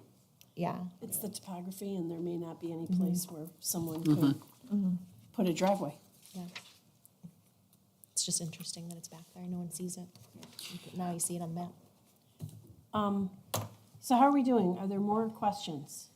About Emily's memo that I took from her, yeah. This is the memo that, Jill, you put out on the 5th. And 1, 2, 3, 4, like the first bunch of those. Why did you revise all of these? Okay, so let me go back to, the question was, as we were putting this is not a, why did you do this, Jill? But what is the question about them? What, Why is it least restrictive? I mean, they all were made less So you're restrictive. speaking about the lot standards that were Yeah. adjusted. So these bullets here, Decided that, oh, so bullet 3, 4, 5, 6, maybe just Yeah. speak to the adjustment on the lot. So we had some conversations both with members of the public and internally, did we have those numbers right? So we did a little bit of test driving to figure out, did it make sense what we were actually proposing? So in the RLD, we did some spot checking and said, okay, it makes sense to decrease the lot width from 100 to 85. For RN, we increased the maximum coverage, so allowing folks to build a little bit more on that property. We revised the RTN lot standards specifically to maximum building coverage, and we added lot width specific to townhouse, which is one of the uses. So we wanted to ensure that townhouses, which are typically a little bit more narrow, that we weren't excluding them from the current standards, the draft standards. We revised the general neighborhood lot standards to increase that maximum building coverage. And that's where it ends. And then I noted too that we added additional clarifications on views vistas. And a lot of these things are typical cleanup that you would see after the first draft of a code. that's all? Thank Just why? you. So you test ran the scenarios a We little bit? did some more. We initially did it, and then some members that we chatted with said, well, what about this lot? What about this lot? And we go, oh, yeah, you're right. You know, we can adjust it a little bit more to be a little bit more in keeping with what we see on the ground. okay. I'm gonna move to this end and ask if there was anything that you had questions about. Heidi, I think you had a question about campers. Yes, I had a little question about campers. Just in terms of, Just make sure that Yes. it's not just Sorry, solely that's to right, Jill. it's not Jill. You gotta talk to the group. yes, thank you. My concern with the campers is just in terms of the dates that they are allowed during camping season, like from April through November when New York State campgrounds are open. I do not know what page it is. Do we know what page it's on? It's page 114. Thanks, Jill. I have these all memorized. I forgot. Did you go home and like, oh, page 121, I just woke up. So 114, I think it's Article 7, Article 7. and on mine, it's page 117. Oh, Lord, I lost it. Oh, it's So- 117 on yours, I'm sorry. So okay, what it's all is our yours. season now, if we're talking We about? actually don't have a season, so let me talk a little bit about recreational vehicles. They are currently not found in the zoning code. It's actually found in outdoor storage, which is a separate code from the zoning code. The current process is called out in outdoor storage to be special permit before the zoning board of appeals. Now, as we've discussed here, a special permit is a yes, maybe. So it's a little bit easier perhaps to get a special permit for that. We elected to bring it into the zoning code, and if somebody is not meeting these requirements, they need to go for an area variance. So again, starting at no versus starting at that yes, maybe. Still standards for review, and area variances are approved. There are some that are not, but they are approved. We initially did not have any timeline with this. In meeting and having discussions with the public during the second round of public outreach, we heard from some folks that said, you know what, I would like it limited. And so we initially proposed, I believe it was May 1st until October 31st. I do not own a recreational vehicle. I do not boat. These are not things that are in my wheelhouse. But I am aware of this because we did have a special permit applicant come before the zoning board of appeals, and they put those parameters on that. So that's where those dates came from. I think it pretty much aligns with the canal. Okay. Those So dates. I'm happy to extend that if there's a desire to do that. My only, or my reason for asking for an extension is that there's a lot of good camping that happens in the end of April and then happens after October 31st. There are still New York State campgrounds that are open at that time. There's private campgrounds that are open at that time. And it just gives people a little bit more flexibility before they have to put their stuff into storage. And if you do a later trip, whether it's camping or boating or whatever, it is, you still need time to winterize and do any kind of repairs you need before you put your camper fully off your property into storage. So my suggestion would be April 15th to November 15th. Okay. Is that kind of close to what our parking It's is? pretty close. Pretty close? I don't know So- exactly what the parking limit is. I feel like it's April 1st to November 1st. Yeah. It's usually in line with the farmer's market. That's how I usually gauge it. That's May. Well, That's May. yours would be. Oh, that's right, it is May. It's May. So you're asking that we change and extend by a few weeks Correct, on either end. on both ends? And then still, after that time period, it either needs to be stored in the rear, to the side, or off property. Well, this still, Where are they stored now? this is basically saying you may store this outside within the interior side yard behind the front building line or in the rear yard, and it's during that time period. So once that time period hits, the expectation is that you will find another location for that recreational vehicle, trailer, et cetera. So does this mean you cannot have it in your driveway?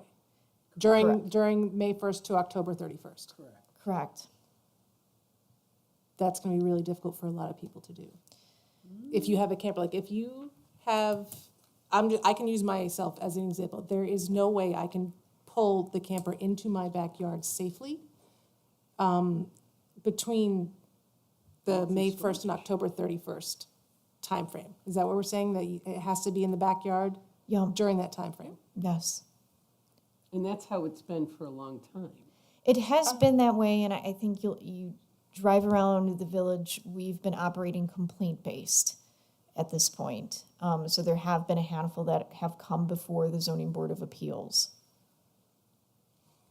As an RV owner, there's a lot of repairs and things that, regular maintenance that has to happen with that type of thing, and having it in the backyard makes it extremely difficult to do any of those repairs safely unless you have some kind of like concrete slab to pull the vehicle up onto. Most people have them in their driveways if they are working, if they look fine, if they are there. I would ask that it be okay that you keep them in the driveway. I think would be acceptable. I think the front yard would be a hard pass. But I don't know what the rest of the group think is. Well, So I'm Because you're doing your prep and everything in your driveway. You hook your camper up and you drive out and you go on your camping trip. I mean, so this is an aesthetic thing, right? I mean, this is really what this is all about. But it's also, we live in a canal town, right? We want to be boat friendly. And I mean, that comes with Right. boats, RVs, right? We want to be friendly to that. But I also think that the nice balance is, because staring at a giant, RV in front of someone's house is not the most aesthetic thing in the world. I guess that might be a preference too, or not a preference.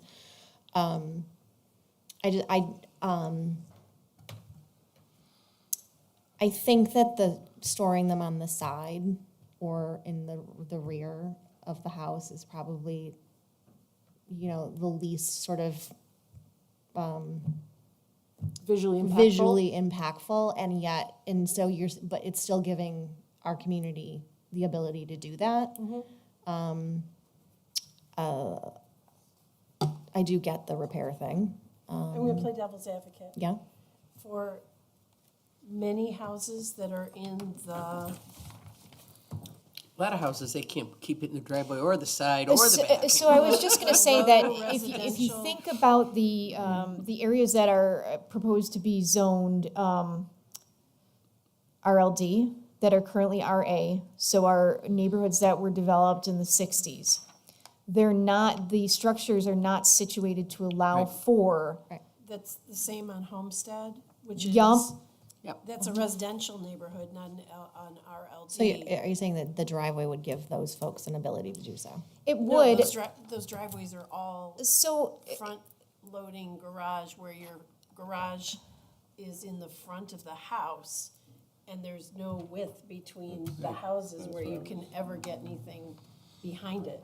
So there's, I think, a couple of different ways you could do this. You could say that it's appropriate to store If you have the recreational ability. vehicles in specific districts. So it could be just that RLD district is allowed to have them only on the driveways.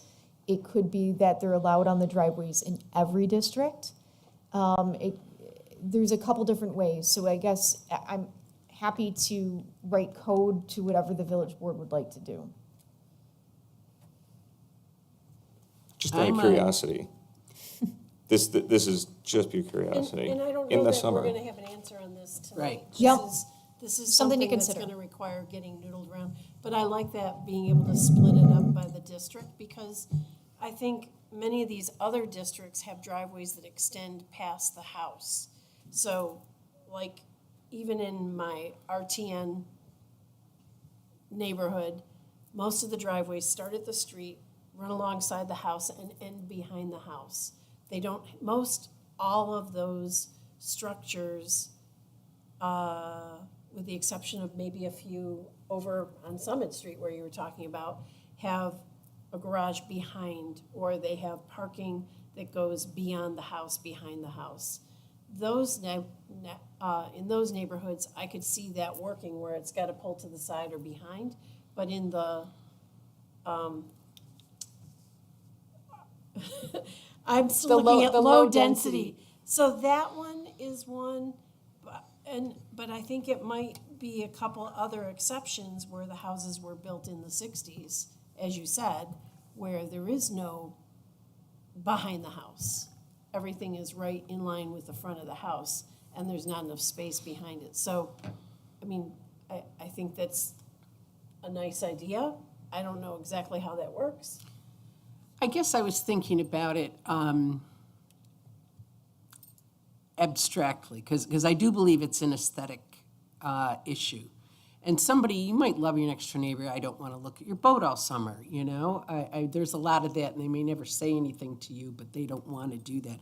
So I was looking at it as like an HOA, that we have some right here in Parenton, some townhouses that have a very low HOA, and it's everything goes, all it covers is your trash and your plowing. And then you have other HOAs that have a lot of restrictions because they want the neighborhood to look nice. And, you know, they'll restrict, some are super restrictive, but not necessarily around here, but they'll say, you know, we want to keep everybody's property value up on the HOA. So you can't have stuff hanging over your deck. You can't do this, you can't do that. But it keeps that property value up for everyone. And if you were to look at these two complexes here and now in Fairport, there's a huge value between the two. If you go the same size, built the same time, but they're in two separate areas with two HOAs, significant difference in the value of the property. So I was thinking, that's out there too. You know, it's for the good of the entire community and everybody, not just, you know, is it okay with my neighbors that I do that? And I think that was kind of the original intent when it came down. And I'm also one of those, because you didn't know it when you bought your camper doesn't make it right. You know, it's not an excuse for it being there. I think that's for any sort of, Right. you cited, Applies, right? yeah, But when this, across the board. when this section was written, I think it's incredibly restrictive. It's as if not more restrictive than the existing code. It was a carryover from that, and we tried to fit that in and work. But I don't know that the presence of, one of the elements within here dictates that it has to be operable.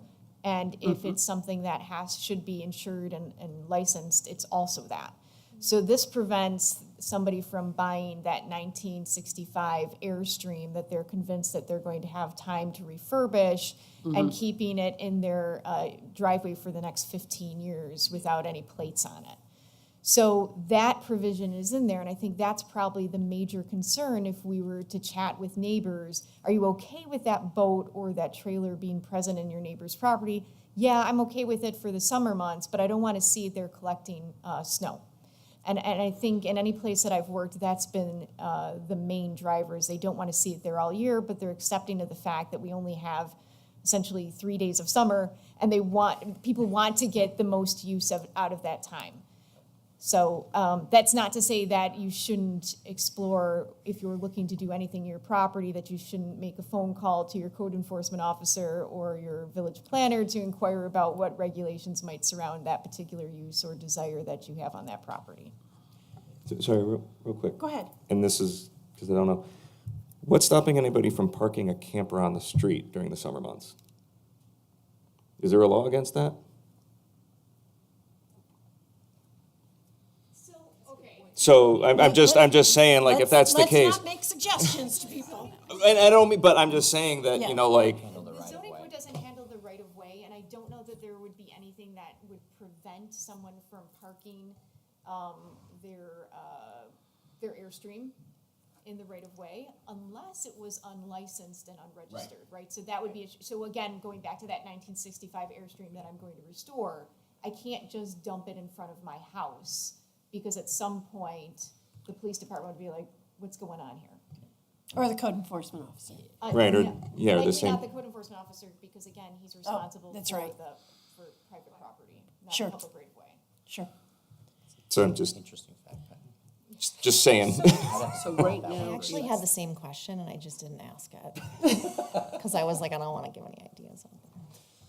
so But what's, remember, we have no on-street parking in the winter. From November 1st to April 1st. Sorry, Tracy. well, now that we've talked, what's in the code now that, not in the driveway, must be seasonal inside or back? Basically, what's in here, in the proposed, Yes. but requiring a special permit and not in the zoning code. So it's an awkward situation right now because we have a code that's outside of the zoning code that dictates a process that's within the land use boards and within the zoning code, so we're trying to make it right. Okay. So how about if I suggest this versus us sitting going back and forth about this particular item? I think we've kind of heard what you're asking for, and we've also discussed some of the pros and cons of it, depending on where you're located or what the preference for the neighborhood might be. Jill, can we ask you to try and come back with some possible suggestions around this time frame?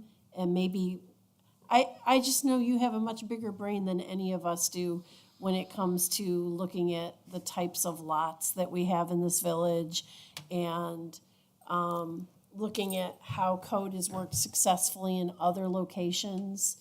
Could you come back with some suggestions that we could talk about again?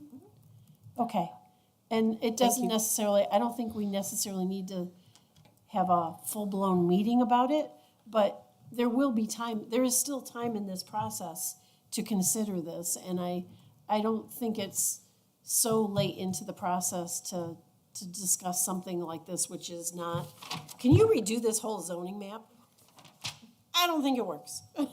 But, you know, the specifics of this particular section and see if we can find maybe something with regard to a happy medium. Go ahead, John. I was just gonna make one final comment on this. I think because it's a good example of just sort of thinking conceptually about what the zoning code is designed to do, which is a default. So this is, what do you think is the default for the Village of Fairport for the storage of a recreational vehicle in whether it's a certain district or all residential districts or all, you know, properties generally speaking? There is, because it's in the zoning code, there is a variance mechanism. So if there is a situation where we are restrictive with this, but a property owner can demonstrate, right, that it doesn't present an undesirable change in the neighborhood, that there's no feasible alternative, it may not be self-created hardship, doesn't cause environmental concerns, right? If they can check those boxes, the zoning board will at least have the ability to maybe permit it on a case-by-case basis. So you're, Can this be an administrative one? I suppose we could look at something, you know. Or the possibility that it might be an administrative one? I'm just asking. It's definitely something that we can explore, because that would be a possibility. The current code also, which I think is a little bit awkward, is it assigns the special permit. If it's issued a special permit, it actually goes with the person, not with the land.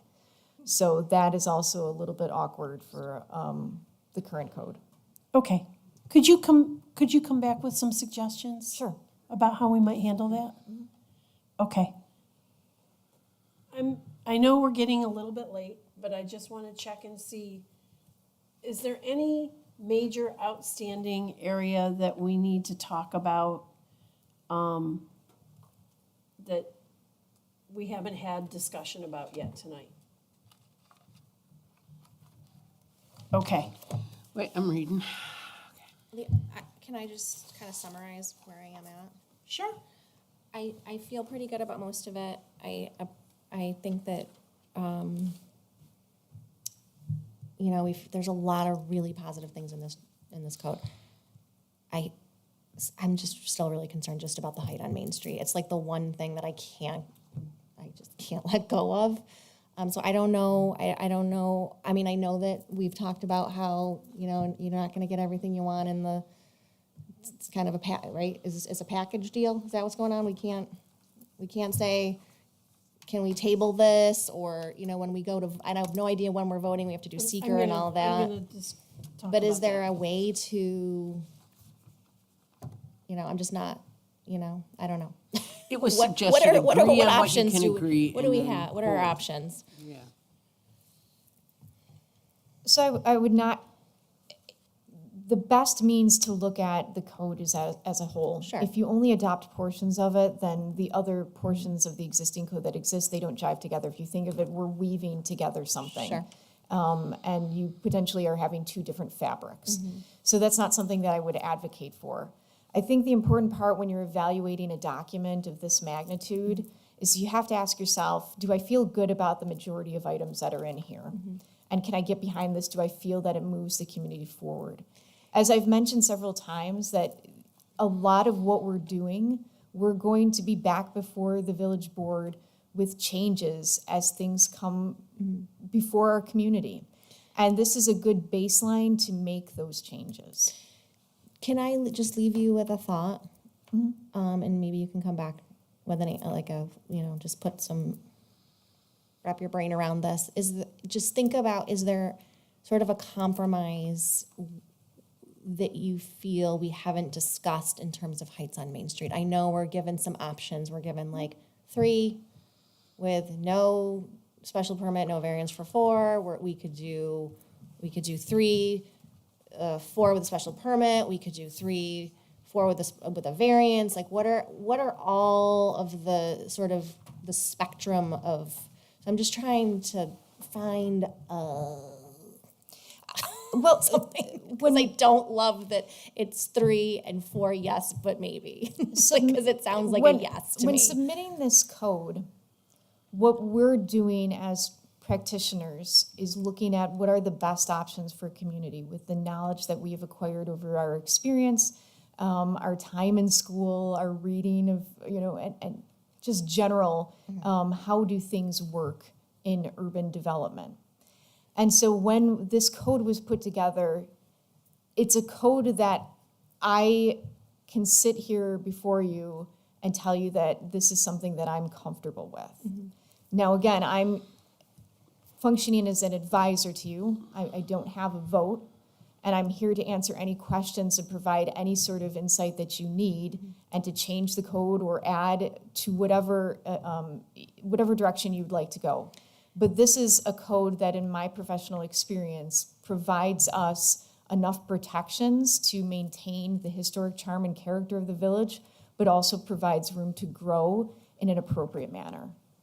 And I hope you don't feel that when I am, perhaps have a different take on it, and in terms of heights especially here, that I'm saying you don't know, or you don't have the experience that you No, have. I am not in any way saying I don't trust you. Nope, for almost 20 years, I- I've had people disagree with me, and I welcome it. Because that's how you get the best code. So we've had a lot of conversations with a lot of community members that have been on different ends of that spectrum. And the result of those conversations is this code. Yeah. I think what we have happening here is sort of like, there's two things happening. There's this expertise that you have, that you bring to the table, which is 100% true, right? You are our advisor, and you have this body of knowledge. And then what we have on is also sort of this,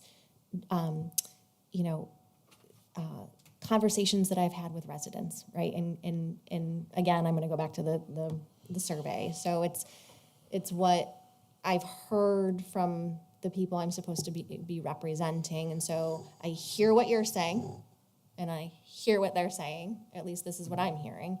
And so it's like, I don't know what I'm supposed to do, other than continue to advocate for what I'm hearing, or try to find some middle ground. So I guess that's what I'm asking.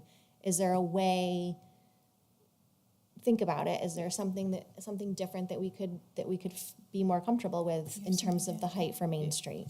Can I ask you a question, Trustee Mishler? Sure, Mr. Mancuso. I am hearing, and if I mischaracterize this, please correct me, but Okay. I'm not hearing you say, categorically speaking, the fourth story is a no. Under any circumstance, no matter what the permutation is, 4 stories is no. Or is it, I'm concerned about the mechanism by which we are potentially approving a 4th story on Main Street? So like that, yes, maybe kind of proposition, because it's a special permit. So, because variances are, it's prohibited, but it's permitted with a criteria. Special permit is, it's permitted, except you have to look at additional factors. So are you concerned about the factors that are being weighed in determining whether to permit a 4th story, or are you concerned it's about the the proposition altogether? I think it's the parameters, because I Okay. don't think that the parameters match what I'm hearing. Because the special, I feel like the special permit is, we as a community and we as a board, and maybe we're just not even there yet, we don't agree at this point, but are saying yes to 4-story. Because a special permit is yes, maybe. So on the other side of that, let's suppose that the board said, nope, we're going to limit it to 3 stories, and that is it. That doesn't preclude someone from applying for an area variance for height. So why don't we say 3 and do 4 variants? Because I think it's best at this point to allow for that and put a limitation on it. So if we have that you're limited to 3 stories, someone can come in and we don't have, let me read quickly the parameters for the review for the 4th story. Could you read them Yep. slower? And this is on my page 37. So I'm guessing this could be maybe 38 or 39 of yours. This is in 551-18. J. A 4-story may be approved by the planning board via special permit with consideration given to the height of adjacent buildings. So if my neighboring buildings are 1 story, a 4-story building is gonna look probably a little awkward. Right. Number 2, enclosure created by the building in relation to street width and visual impacts on the pedestrian. If the design is such that it just looks awkward and it doesn't make me feel good as a pedestrian, I can tell by the design and the height, I'm probably not apt to recommend approval of that. Vistas and views, considerations included but are not limited to the effects of the proposed development on views of the Erie Canal, adjacency of structures that possess unique value to the village buildings, and views of North Main Street. And then 4, maintaining the vision set forth in the comprehensive plan and these design standards. 5 is the building step back requirements, and this is again that either you're creating that space in the front for activity or that 4-story is actually stepped back. So let's assume that somebody applies for that 4-story. They are limited to the 4 stories and 55 feet, period, and they need to meet these. If I say that we're limited to 3 stories, somebody could come in and say, I'm going to build a 70-foot tall structure and potentially receive an area variance for that. So I understand that we're talking about area variances starting at no and special permits starting at a yes, maybe. But keep in mind that this yes, maybe has strict parameters with that. Explain to me how he could come in with a variance and get to 70 feet. You can apply for anything for an area variance. There's no And- limitation. And then it would go in front of the planning board and they It could, would go in board of the zoning board of appeals. And they would use the area variance criteria to evaluate whether or not that proposal made sense. The way to look at those two things is essentially degree of permissibility. So variances are a little bit harder to get than a special permit is to get, because you're starting from a default that our code prohibits a certain thing. The zoning board then says, we will allow that thing to happen if you meet the 5 criteria. This is starting from a baseline of we will allow it, however, we are putting strict parameters on the permissiveness of it because we recognize that there is something unique about the story. And you see it, like uses is a little bit easier to conceptualize because special permitted uses like a gas station or a service station, maybe an automobile repair shop. Many communities recognize those uses as not, we don't want to prohibit them necessarily in all of our districts, but because they may be intense, those uses tend to be more intense than others.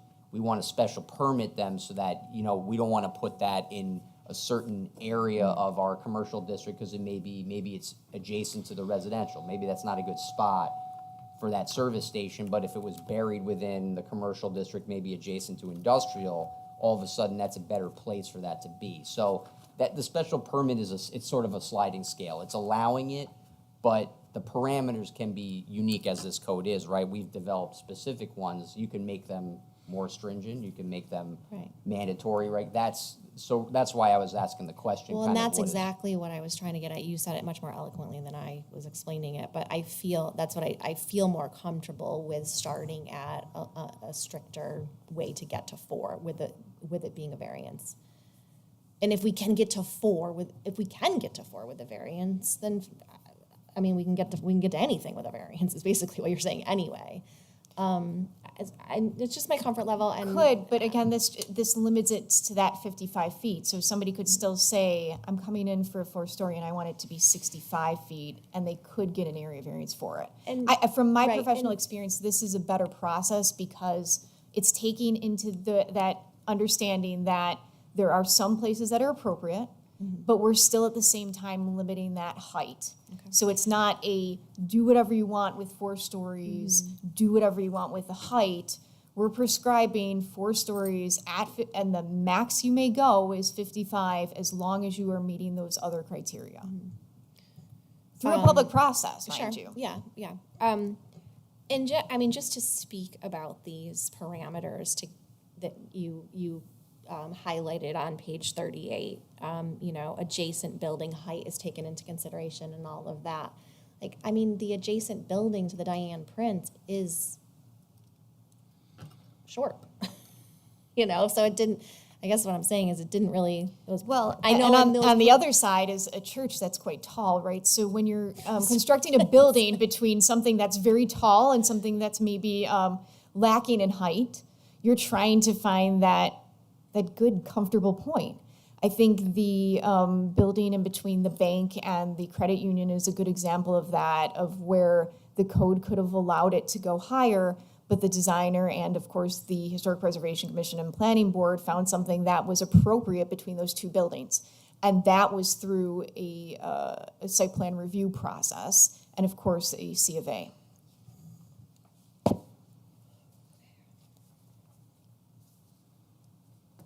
getting glassy-eyed. Do you feel that you got an answer? Did you get an answer to a any lot better to think understanding? about. Yeah, better I just understanding. have a quick question, because it was recently redone. The bank building across the street, do you have any idea how tall that is? Oh, gosh. Because it's only 1 story. I want to say it's probably about 26, maybe. I can find out. 26 feet tall? Maybe I'm incorrect Bank on of that. America building, Bonnie and It's- Clyde's?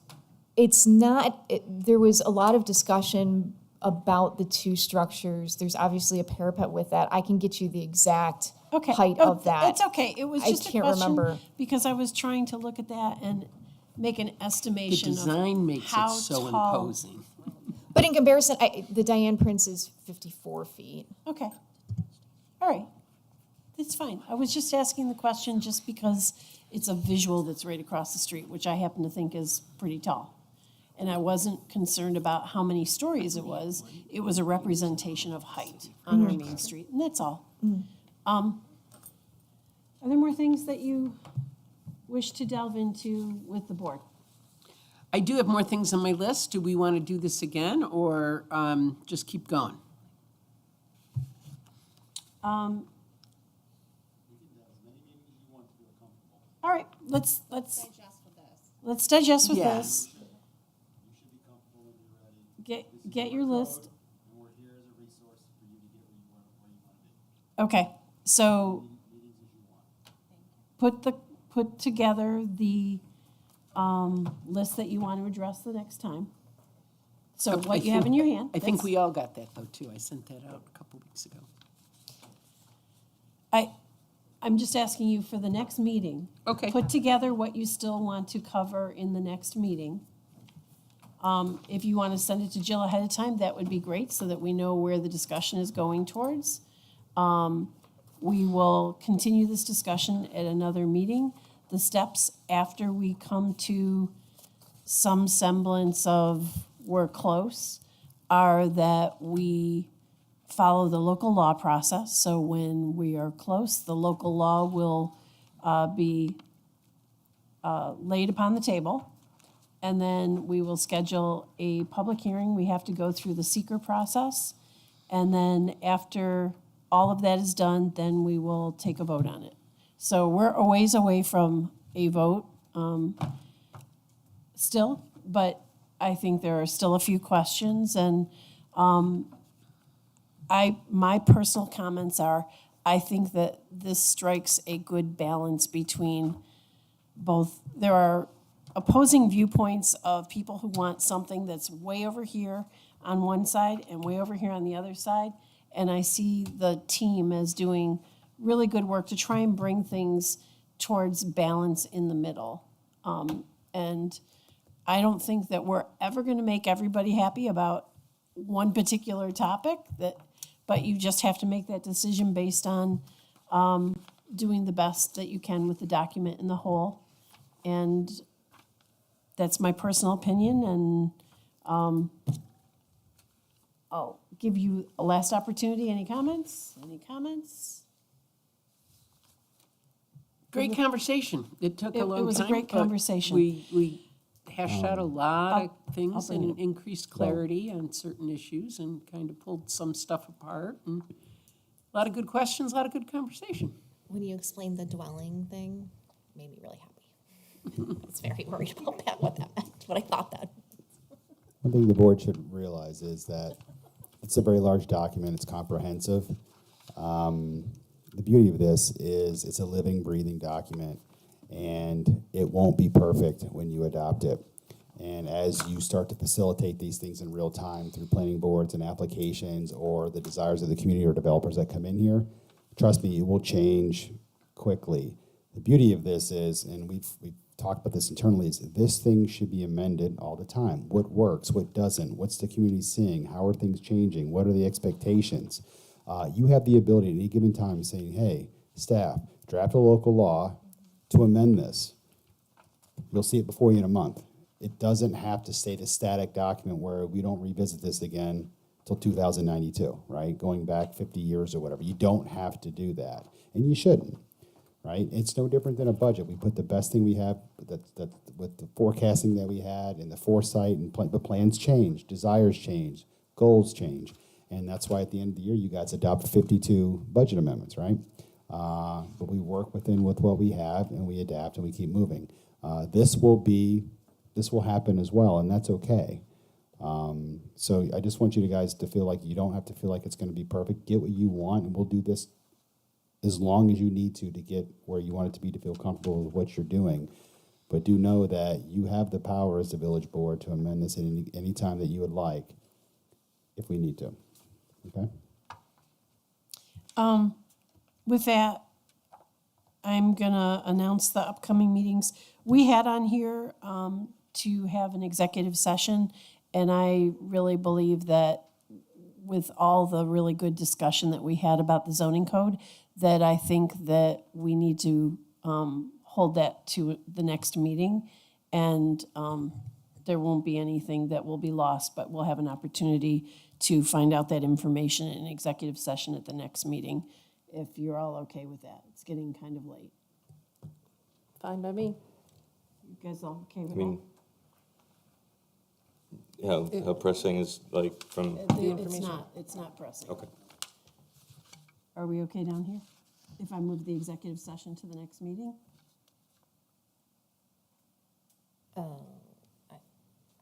I kind of feel like it might be pressing, the information. Can we have just a quick All right, executive that's session? fine. Okay, so then, Item? Or a different one? it's on a previous item from a couple weeks. We'll go ahead and do it. All right. I wanted to know what the motion was gonna be. That's why I was asking. So item number 5 is upcoming meetings, the village board meeting. The next one is Tuesday, October 14th. Make note, it's Tuesday, not Monday, because of the holiday that is on Monday. So Tuesday, October 14th, 2025 at 6 PM.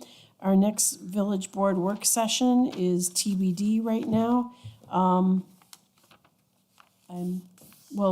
We'll discuss that and have a date for that soon.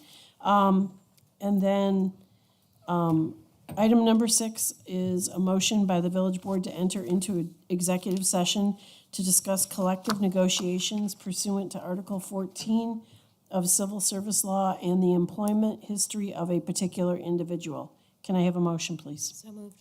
By trustee Mishler, Second. by trustee Benosky. All in favor? Aye. Aye. Anyone opposed? Then we will end the live meeting right now. Once we hold our executive session, we will come back out and no further business will be discussed this evening, and we will have a motion to adjourn the meeting. So for everyone who joined us, both live and via recording, thank you for joining us and have a great evening. And we're going.